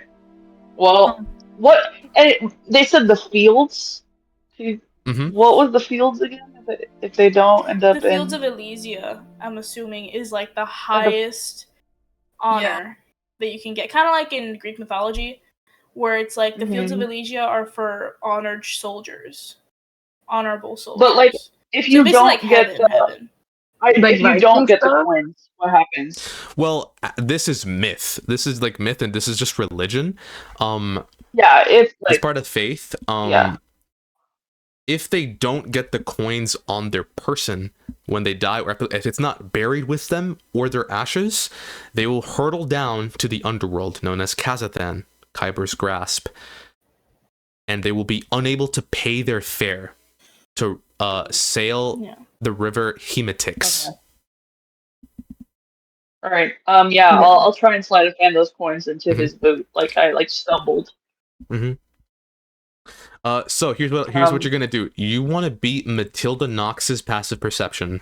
Oh my god, how much would that be, bro? I got a 20, guys. You want to beat a 22. Okay, I have to get a 10 or higher. Okay, not bad. Damn. You got it. You got it. Ready? Yeah. I'm ready for 11. Oh my gosh. Okay, it's a 30. So I keep Vita, 18s and 19s. I kid you not. Vita, Vita, describe to me how you discreetly drop these 3 coins into Nicholas's pocket. Or his boot. I stumble over drinking from my flask. Oh, we won! And I'm kind of Johnny Depp style, Caribbean, kind of just stumbling around. I act like I kind of trip on one of the bodies and drop my flask on the ground. And be like, oh shit! And then I pick it up, and while I do it, I drop the coins in the bin and stand up and Awesome. So Ulysses continues onward.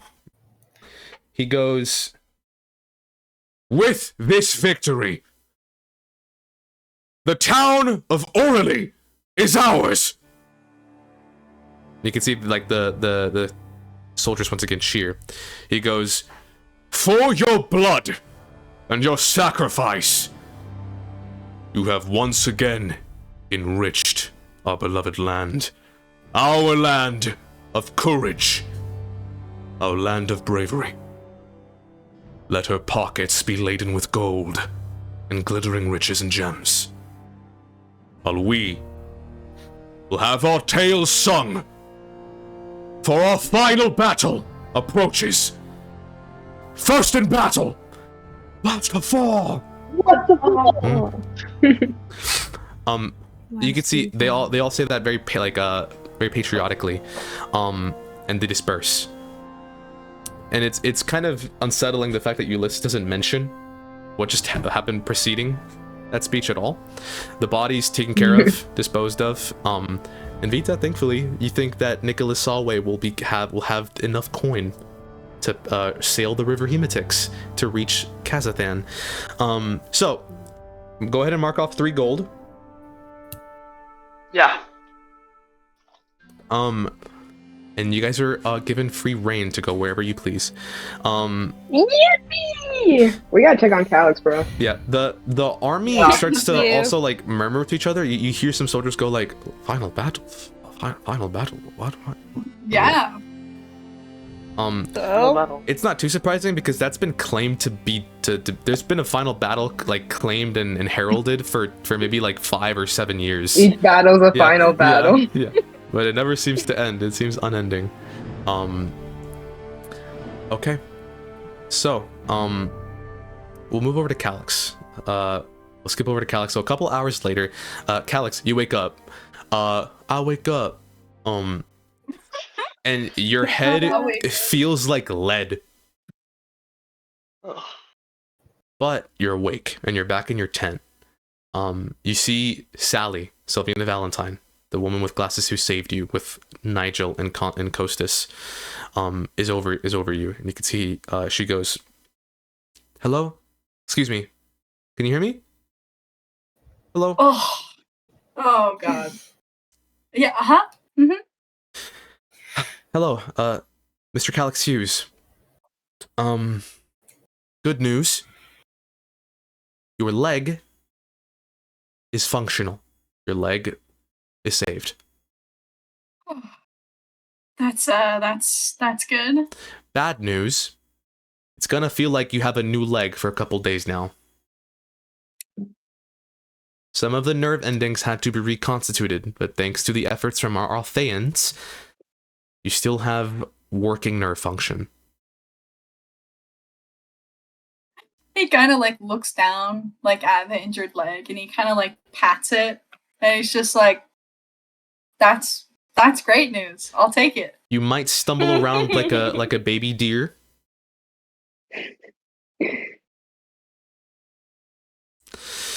Just. But you're alive.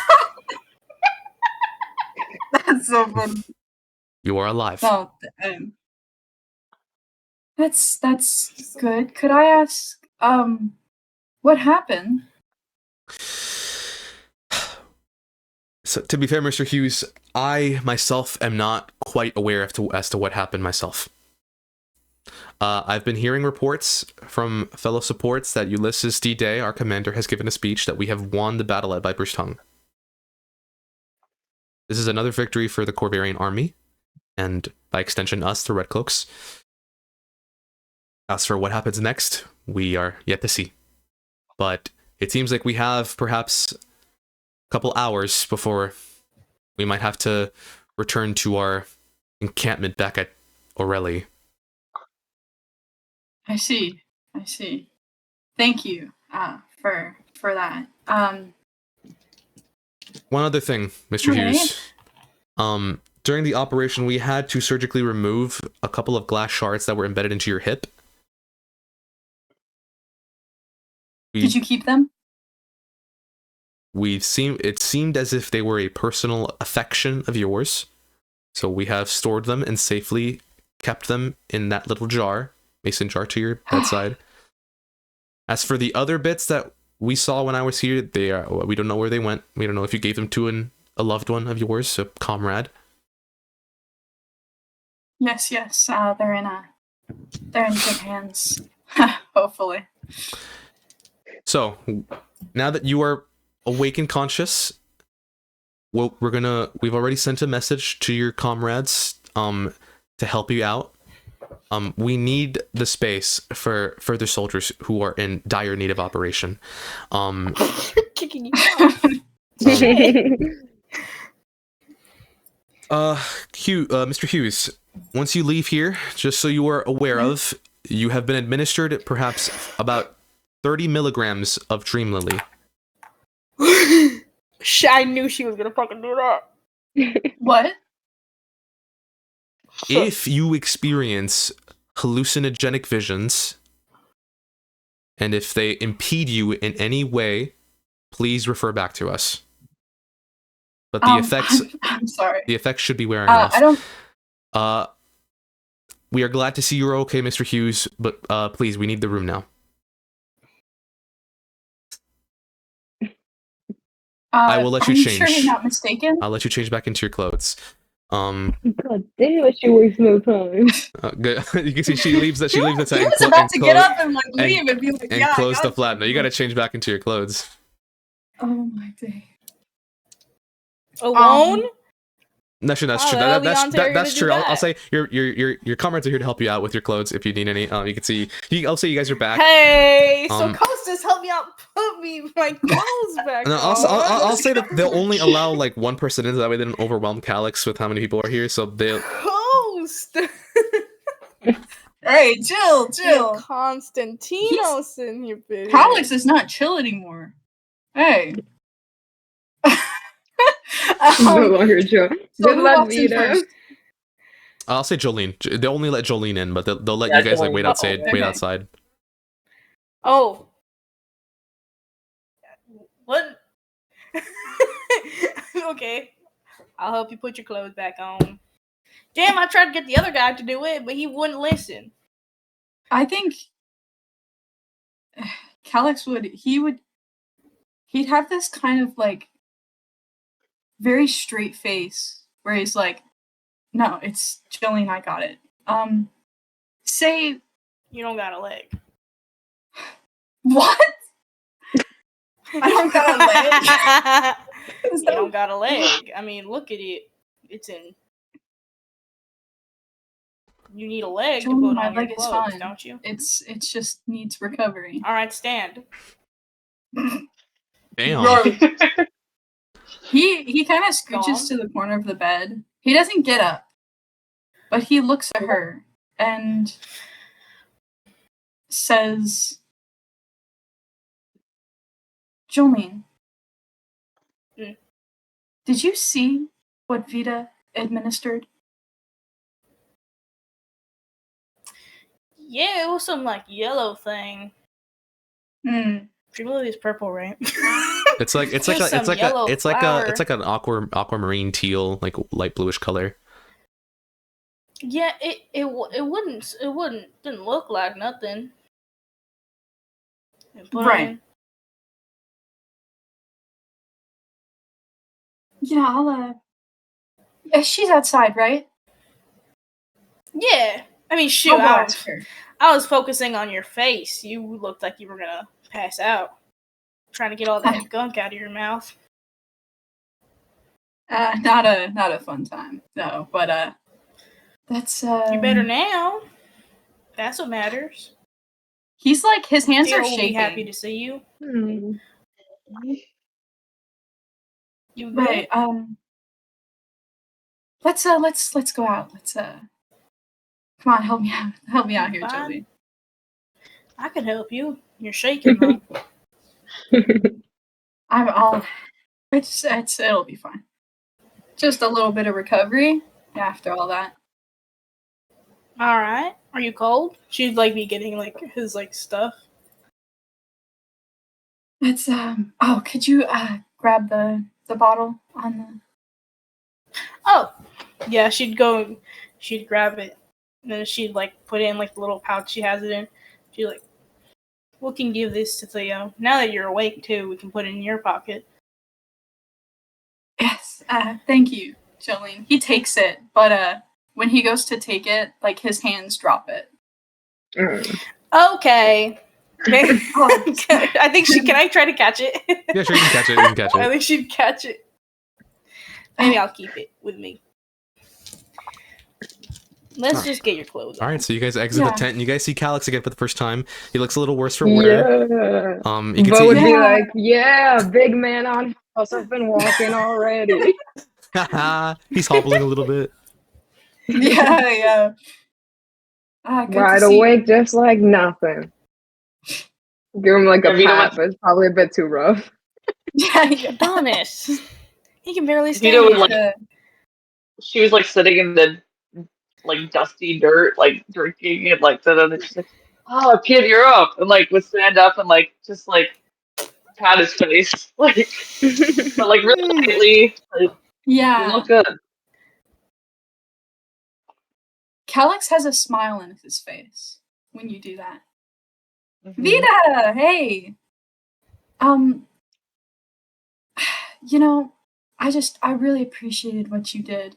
You know, not stopping them from the Dream Lily. Not From stopping them? administering it. Yeah, No, I took over. yeah. Can I get an insight check on Vita? What are you looking for? I'm looking for whether she, like, not to say feels guilty, but like to him being like, thank you for not doing the Dream Lily, if she shows any signs of like, oh, you know. Yeah. So go ahead and roll It persuasion would or be a deception, contest, your wouldn't choice. it? Yeah, perception or deception, your choice. Vita. Or sorry, persuasion or deception, not just perception. And then Calix insight on you. So this is gonna be a contest. Probably not gonna do well. I mean, regardless, it'll still yeah, I got a 14. Natural one? one? What does Calix read? Vita, like, I think there's like a pause in her response. And like, she doesn't necessarily feel guilty about it. Yeah, I was gonna say she probably.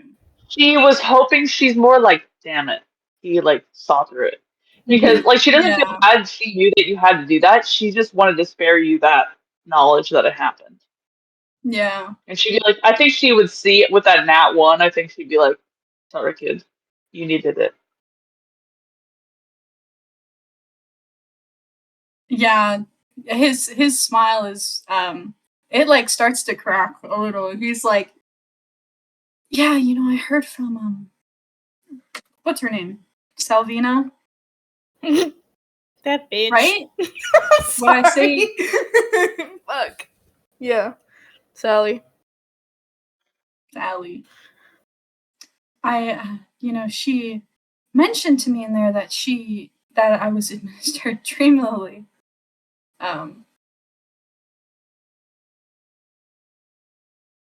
You needed it. You had to have it. It would have been horrible. I couldn't let you do that. I thought you wouldn't find out. I'm sorry. But you had to have it. I was hoping you wouldn't have to know that, but I couldn't just see you screaming while there. You probably would have died from the shock anyway. You would have been a dead man without it. You can be pissed at me though. It's fine. It was my choice. It's not a case of, I mean, sure, things happen to, you know, us soldiers all the time. And you know, what can you do? But I think the worst part was the relief I got when I thought you weren't going to use Dream Lily. And I trusted you. And I didn't even check. But yeah, you know, it's fine. Yeah. Gotta do what you gotta do, right? I think Sorry. Lily would sigh. At least you're standing, kid. That's what I Oh, yeah. see. Exactly. I know. And I think yeah.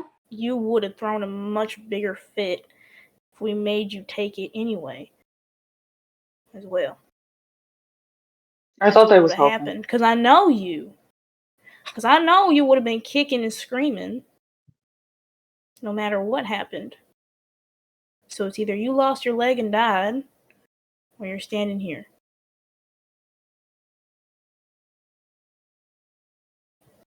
Julian, I think they would have administered it either way.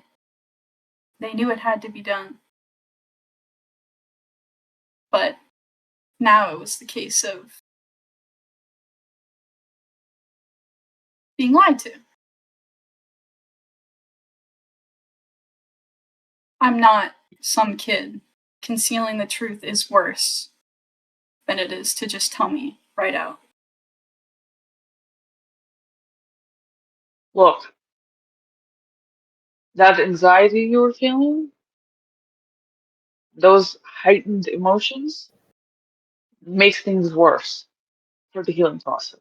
Look, I know I lied, but I would do it again. Because I didn't want you to have to feel that panic then. They needed to do what they needed to do, and they needed to do it quickly. And I'm sorry, and you can be mad at me, but I wasn't going to let you bleed out. Or worse, feel the pain of that.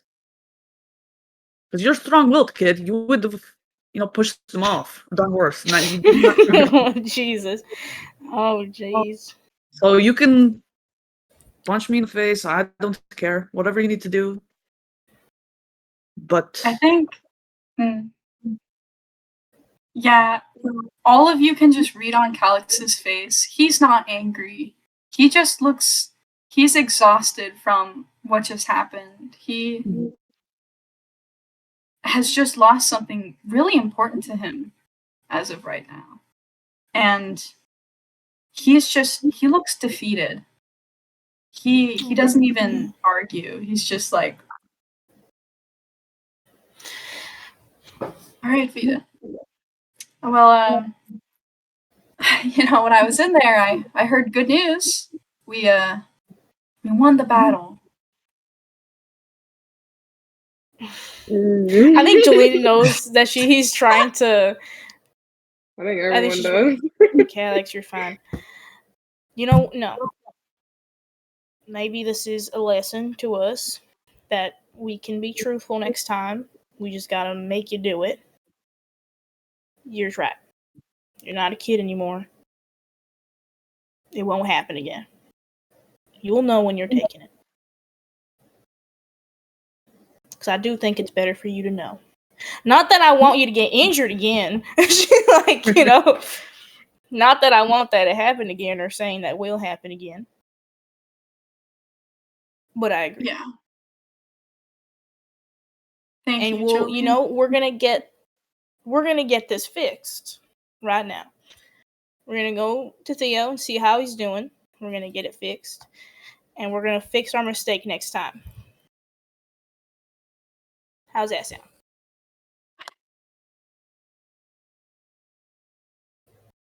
Yeah, that sounds like a good plan, Julian. Yeah, thank you. Really,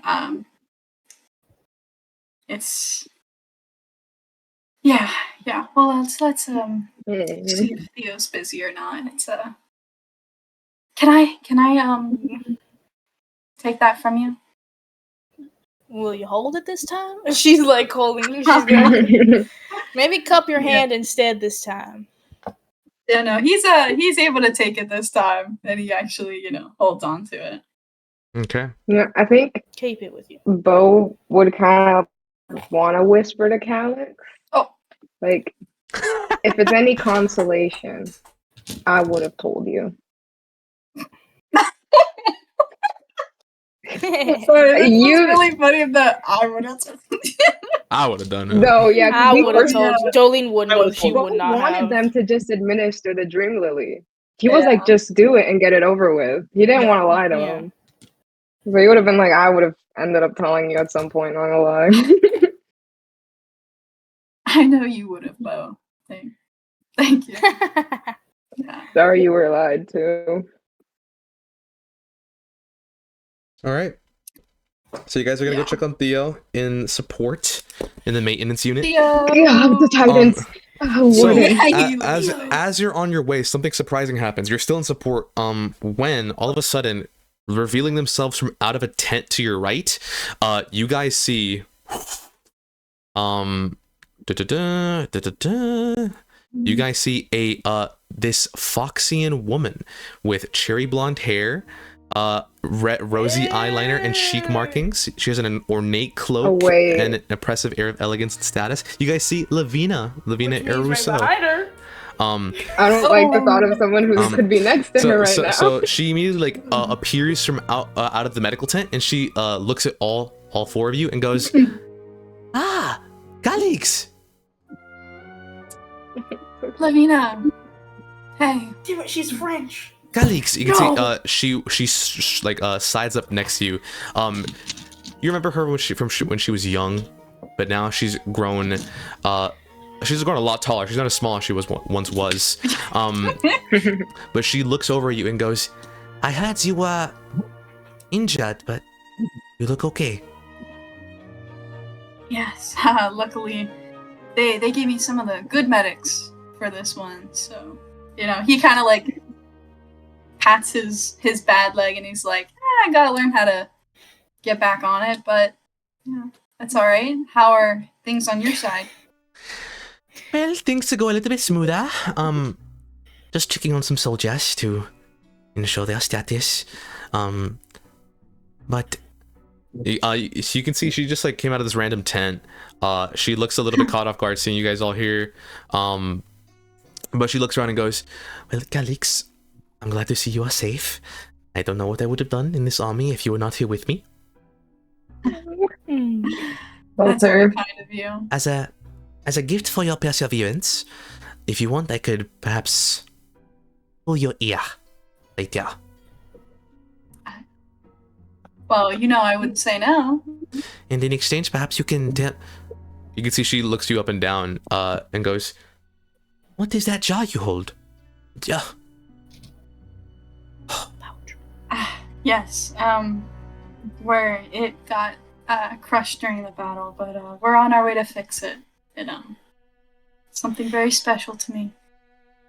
You poor thing, I could always see its value in your eye. Yeah. And I'm sure some of the artificers from support could help. Yeah, we know one that's particularly handy. I know a lot that's very handy as well. It's what they are to do. Well, if you wish to meet me at my tent in headquarters once we return to Aureli, you can. Yes, I'll see you there, and good luck with wrangling that information. You too. She looks at you, Adonis? You don't got someone else around you, do you? Just you? Who could you possibly be talking about? Another sly fox. He's very slippery, I can confirm that. Last I saw him, he was in headquarters with me, and as you know, headquarters isn't usually involved with much of the fighting. As long as he ain't roaming. It's nice to see you, Lavina. You too, Major Adonis. She bows, and she like scurries away. Okay, so you guys head over to support, or sorry, I love her. To support. So in a matter of minutes, a full cordoned off area of this like arid shrubland desert has been created into a semi workshop, where you hear sparks flying, you hear nuts being bolted into the sides of Warforged. This really is it's a full workshop, but it's like there's that dichotomy, knowing that they're working on sentient things, sentient automated creatures, and they're doing so through machinery and pure metalwork. And it looks hectic. You hear artificers like yelling for certain parts. You hear them asking for ichor transfusions. You hear them ask, like, you just hear, like, you see them running, buzzing about. Most of them look a little desperate. And I think with most of all of your passive insights, you can kind of tell that they're their care for these Warforged is primarily fueled by the need to have them and not actual care for them. You kind of get what I'm saying? Like we need them for utility. Like if we have any less, that could spell increased risk for us. But you find the workshop for Theo, and you see he's currently working alongside 3 other artificers, which Jolene, you have known that they kind of tag along with Theo a lot. You know, Bernardo's one of them, but there's another one who you don't get to talk to a lot, not out of any choice of your own, but because she always seems to evade you and is completely unattuned to social cue. What? So you see Theo and Bernardo and this looks to be like this woman who he's working with, this woman who's like literally begrimed in grease and ash, and so like her face is like just full dirt, like she's not clean whatsoever. It looks like wherever she came from, it was the bottom of something. She has like an uneven fringe that's chopped along her, like her forehead. It's like tangled in this uneven bunch. She's dressed in like these bedraggled overalls that are also just stained with like golden splashes of ichor. But you can see she has one of her hands is gauntleted with this singular like glove, of this metal glove of shifting gilded plates. And you can see currently she's hoisting up an entire Warforged that is maybe 700 to 900 pounds with that gauntlet. And you can see she's holding it up. She's holding it up for Theo, who's underneath it and working on like this like panel and interface behind the Warforged. And you can see Bernardo with his like trip 3 arms is working on like cording. It's working on wire work on the front of the Warforged or the Titan's chest. And you can see that they're hard at work, hard at work, just like everybody else. Oh no, we shouldn't interrupt him. I was gonna say, he's gonna interrupt. Like, have you seen Warden? No. You see, as you're approaching an artificer, not them, like they're so locked in on working on this Warforged. Right. You see an artificer approach you guys and goes, have we seen who? Warden. He's one of these, but he's got paint on him around here. You mean W4R? Whatever. Have you seen him? Okay, what lot was he in? Give me a second. You can see they start flipping through like ledgers and stuff like that. You can see they go, ironic, they're working on W4R right now. Yeah. Can we ask him about it? Yes, they're gonna have a break soon, but right now they're erratically trying to salvage the core. Do they need anything? Everything that we need is right here, sir. Major Adonis, please just have faith that we can solve this ourselves. The second that happens, by the way, you guys also noticed something.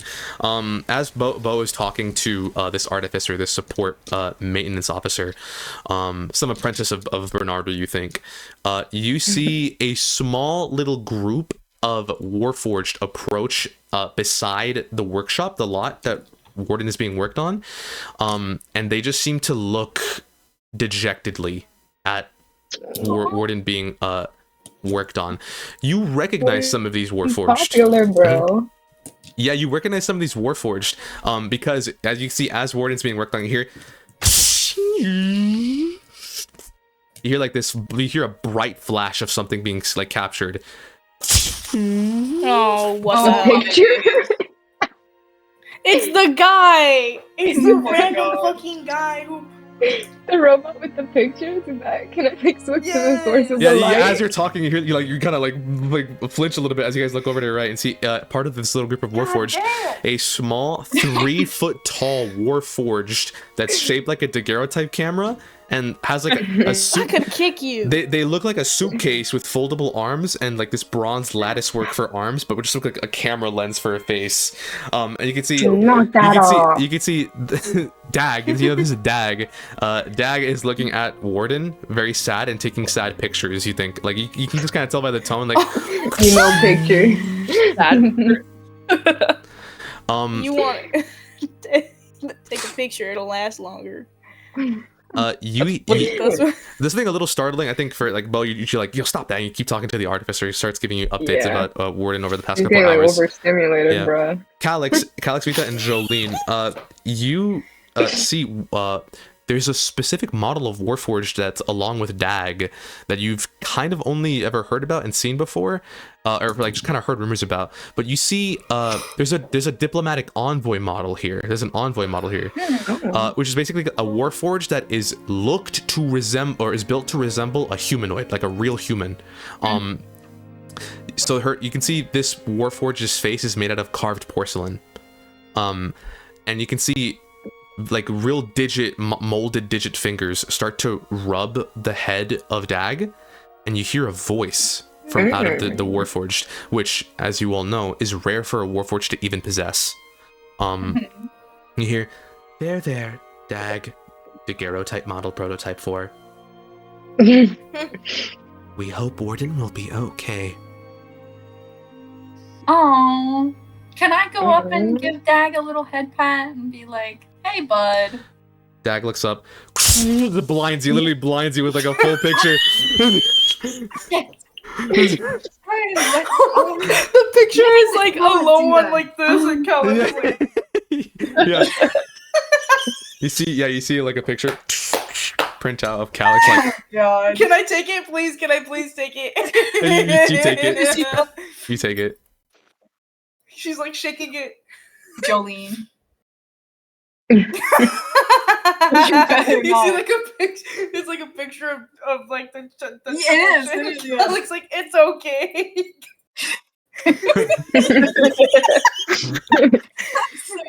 Yeah, I'm keeping this. This is so funny. Jolene, I swear, you better not. Greetings, fellow keeping it. soldiers. Are you here to update on Warden status as well? Yeah. I was really worried about him. I am glad to see that Warden has forged so many bonds. And who are you? Me? Sorry, I keep thinking about it. I am Eloquence and Expression Model 4 EEEV 4. He's like reading you like a whole code, like do. You got a shorter name. Well, I guess some of my fellow comrades in headquarters refer to me as Eva. Oh my God, Eva. Eva. Well, it's a pleasure to meet you. It's nice to meet you. Bro, is Warden her Wally, bro? Oh, Cute I ass think her Wally. Wally's right next to her.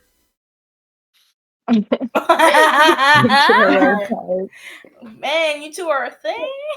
And how did you even meet Warden? Well, call it a destined bond. What does that mean? It means I haven't had the chance to speak with him in full, yet I feel a connection between the two of us. Damn, I didn't know if someone liked him like that. You should have told me. I am very sorry, Major Bo Adonis. They are a thing. I knew it. You hear walking up beside them. You see another Warforged model, but this one kind of is like is clanking over there. Like you can hear it's like really labored movement. You see this antique faceless construct made of like welded rustic plating and tarnished steel, and like with wooden limbs. Like not even like full metal. That's how like antique and vintage this Warforged is. You see part of the construct's head that just approaches you seems to be fixed with like key indexes that are like part of a typewriter, like like those typewriters with the metal arms, like in the back of its head, and a bunch of ink vials and levers into its frame. And as it approaches, you can see part of its face is blank, but it has like a little slot where you can see like a roll of paper rolls by. But also has like a little slot in its chest. You see Proto, processing and recall operations technology. It's been a while. How are you? Ding. Good.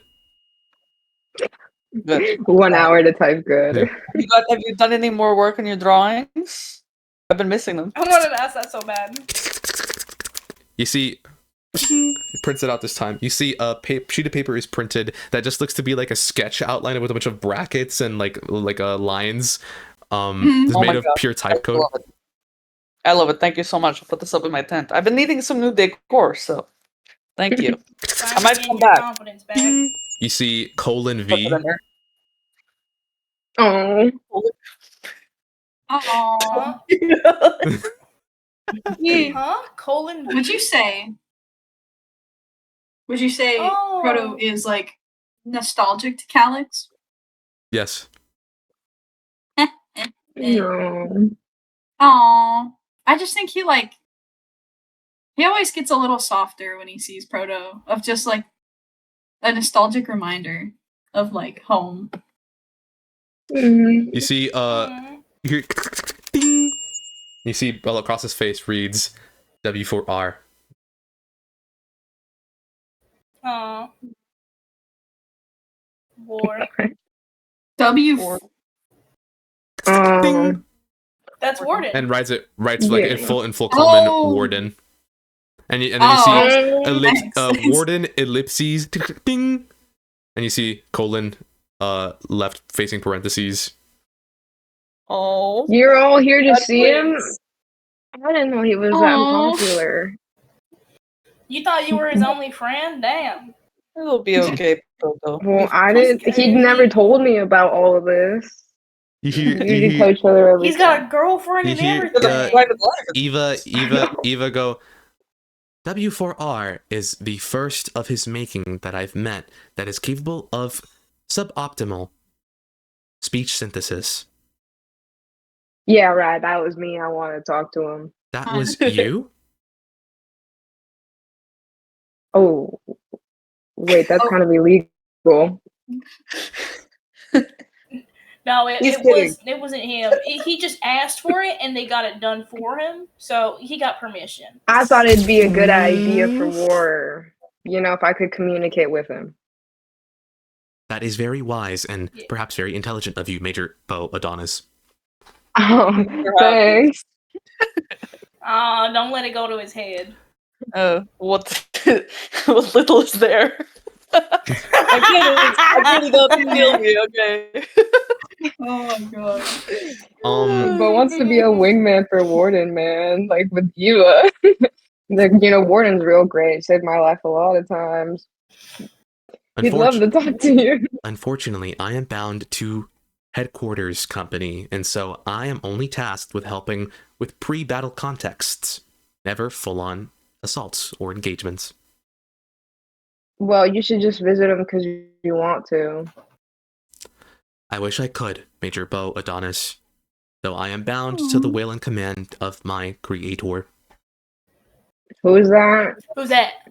My creators, well, they usually are laden to support company. Right. Can I get a name? The name of the operator who maintains me, his name is Bernardo Feek. Oh, Bernardo's chill. Bernard. Oh, he's chill. I'm sure he'll be There we go. okay with that. Yeah, I'll talk to He'll let you Bernard, see talk if to you can him. get a chat with Warden. Very well. Him. Thankfully, Bernardo Feek, Fine. maintenance officer, has given me the leeway to see the care and status of my comrade. Ooh, both been You knowing ask a lot season about to him. Do you like ask for permission for stuff a lot, or because you should start doing that more? I You get never away with a lot more stuff. I never outright independently request things. You should start. He'd let you. How do you inquire as to one's own will? Oh. Shit. Well, would you like to talk to feel a Warden? connection? Yeah. You hear ding! And you see prototypes like his music. Oh, he can do the radio. Aw. Dang, he's the life of the party. You see Eva goes, I concur. Warden, as you have referred to him as, is the most lively and animated of his making. Yeah, it's my warden. She's Well, you know, if you into like him. him so much, just hang out with him. As If I you have want mentioned to. before, I am bound to the Okay, will I'll and talk to him. command of I'll my talk to creator. him. All my gratitude, Like I said. Major Adonis Bow. Which do you prefer to call you by? Your first name or your middle name? Whichever you want. How does one inquire as to one's own will? Well, which one sounds nice to you? I will ponder that, Major.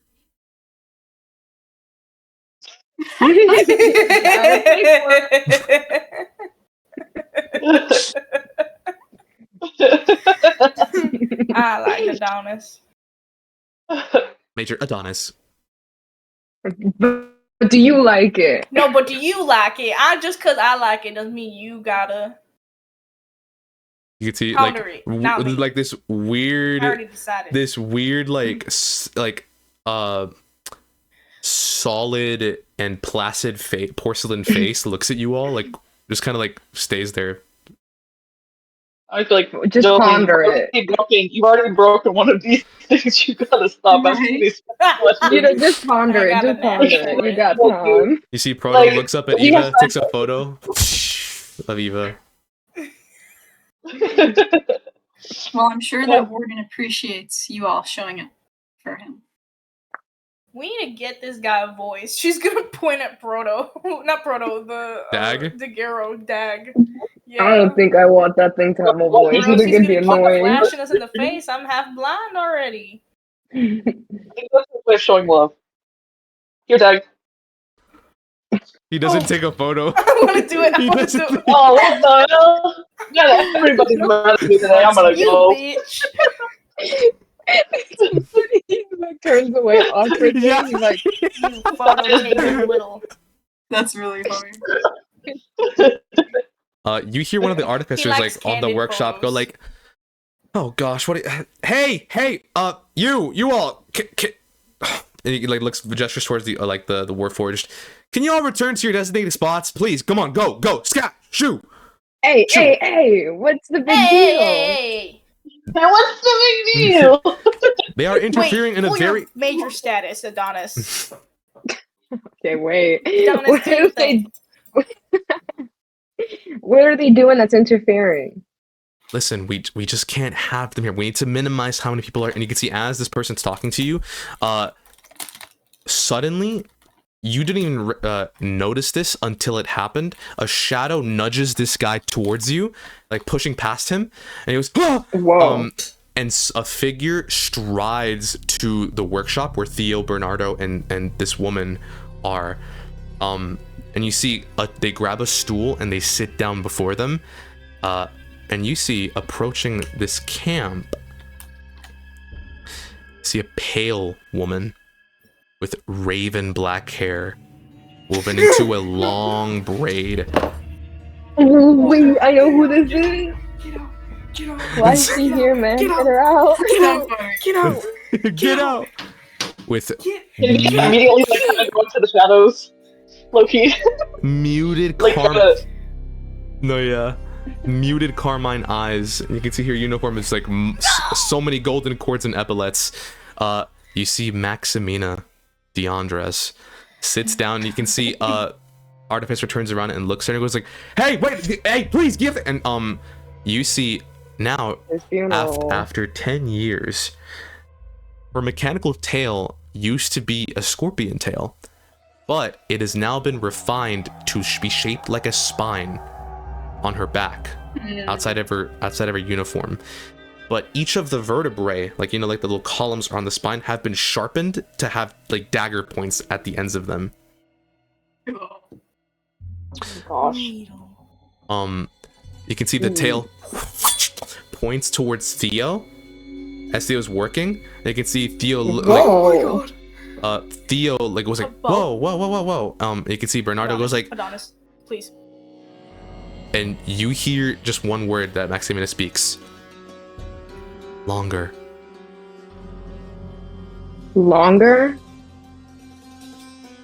No, okay, now wait just a minute. What? Please, please, please, please, please. Yeah, he'd go to her because please. now she's interrupting them fixing Warden. He doesn't want that. Yeah. He'd be like, Maximina, wait your turn.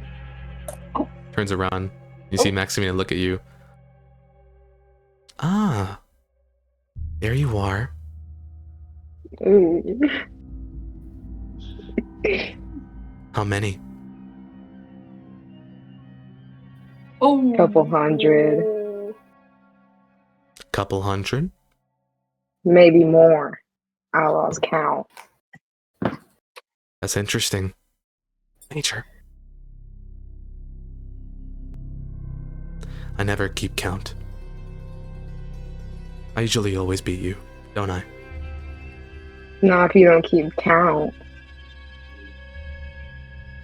I guess that's true. You know what could help me keep count? And you see each of the vertebrae like starts to like wrap and coil around you, and some of the pointed point goes. She goes 1, 2, 3. Like a tally. But you know, there's only so many on one tail. So I'd like it. And she looks over to Theo, who like the one of the points is still looking over it. Longer. And you'll get it, but later. You don't need to keep tallies right now, do you?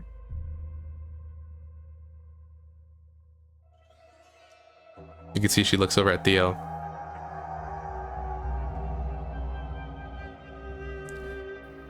You are speaking to perhaps one of the greatest warriors in this battalion. Oh man, go pound sand, girl. With the combined efforts of your major and I, we single-handedly save this battalion from ruin time and time again. Would you seriously deny me the pleasure of whetting my blade for a hunk of metal that you can fix at any time you please?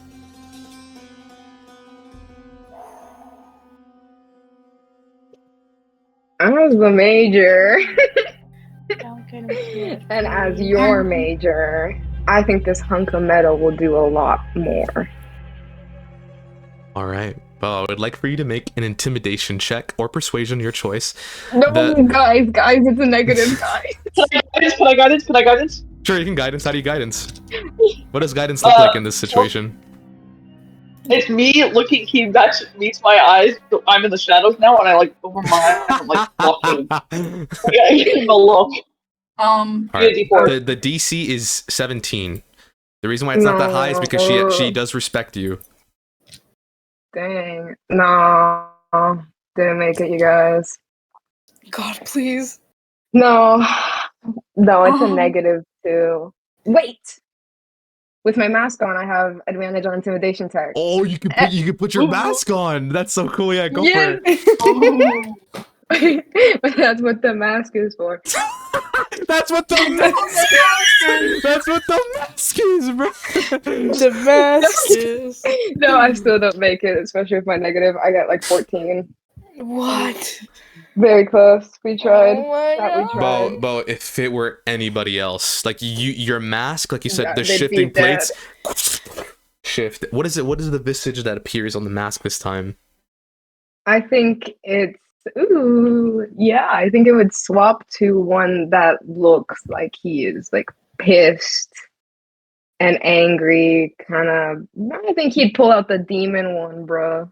He would not care. You can see as you boom and demand this of her, she goes, "My, not even important enough to get the 1,000-handed one? Where's the demon?" You know, you just really aren't that important.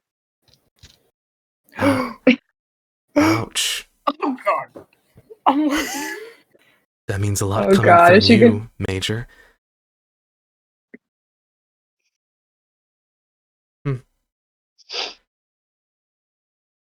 I won't drop Guys, this I'm matter, dead. but I know when one is unwelcomed.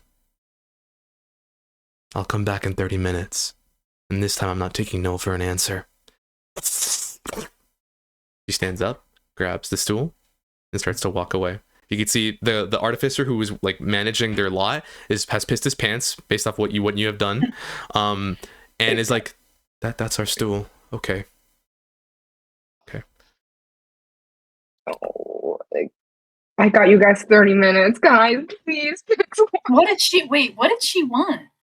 She get her wants tail more longer. spine, yeah. Oh my. She wants the She needs Theo for it, extensions. apparently. Why? I think Jolene would literally be like, why does she need Theo for it? No, right? She could get anybody else. Pissing me off. That I bitch. want to ask them, like, how much time do you think you guys need for this? You can see Bernardo. Just cure them. Huh? No. If you're asking if Cure them. help Warforged, no, it's mending that helps Warforged. Oh, okay, yeah. Mhm. I don't have that. You can see Bernardo goes, no, we have maybe 3 hours left if we want him to be functional and operational. Listen, I do not care what she has to say. I will do whatever it takes to keep Warden up. I'm scared it's gonna take a lot, but okay. I'll believe you. Is there anything Calix can do to help? Is there anything Caliph can do to help? In the sense Is of there? like, he just knows a lot about Warforged. I mean, I know they do too. But like, I don't know, maybe a more efficient way to repair Warden? As soon as I'm talking to the experts. So you can see Bernardo goes, well, if you want to help, I guess you could perhaps ask. Okay, listen. Theo, do you know if Ion is on the lot somewhere? And you can see Theo goes, yeah, I think he's somewhere. Why? What's for? And you can see as he's working rigorously,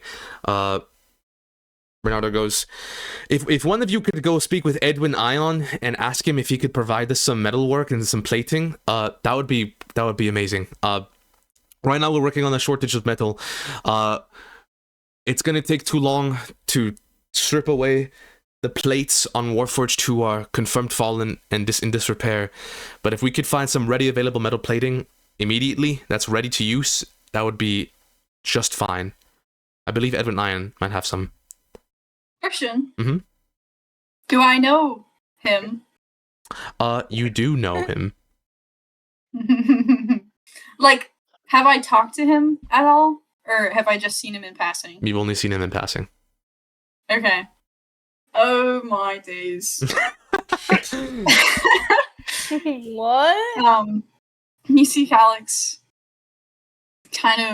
he like sighs and he's like, alright, well, if it'll keep Theo alive, we'll go try and get him for you. Thank you. I got it. We can go. We'll get it. So as you guys do that, you guys hear running behind you. Major Adonis! Adonis! And you see Roscoe Bell approach you guys. Shit. Adonis! He runs up. I'm right here. We need his title. Hold on. It's okay. You're doing fine. Who's this, Adonis? It's Roscoe. He's helped me out a couple times. Adonis! Major Adonis! It hurts to breathe. Sorry, okay. Adonis, there's been a quarrel that's broken out. In infantry, I think you need to break it up. Okay. Oh, Alright, guys. I need to do this. Is my job. Adonis, come on. I guess when business calls. Look, I got you guys 30 minutes from her, and I will come back once this is over, too. You're the only one who can actually deal with her. Well, I doubt this will take 30 minutes, especially if I'm there. Okay, you better run back. Roscoe, right? Yes. Who's the quarrel between? I know it was between one of the lieutenants. I believe it's Fergus Toohey, and the other two I am unaware of. I see. Okay. Probably should handle that, Adonis. Yeah. You know, maybe we'll find Edward on the way there. Who knows? Mm. All right, so Wait, we gotta go Let's too? head out. no, it's they're specifically just asking for Bo on one thing, but if you guys want, Yeah. you guys can split the party in two and bring two and two like in different places. I'll go with Bo. Mm. Tag along. Alex is pissed at me. I don't think it must be. He's around not pissed. pissed. He's so pissed at me, like mad. So I'm gonna. Vito, like, man, Alex is so pissed at me as Alex is He's so chill. pissed. All right. Alex is not chill. Me and you, Galax. So as you guys go, ready to go check out some different errands, let's take a little break. Okay, great. We'll take a little potty break. Yay! Oh, yes, I I wanted do need to potty. Yeah, let's go. Snack break.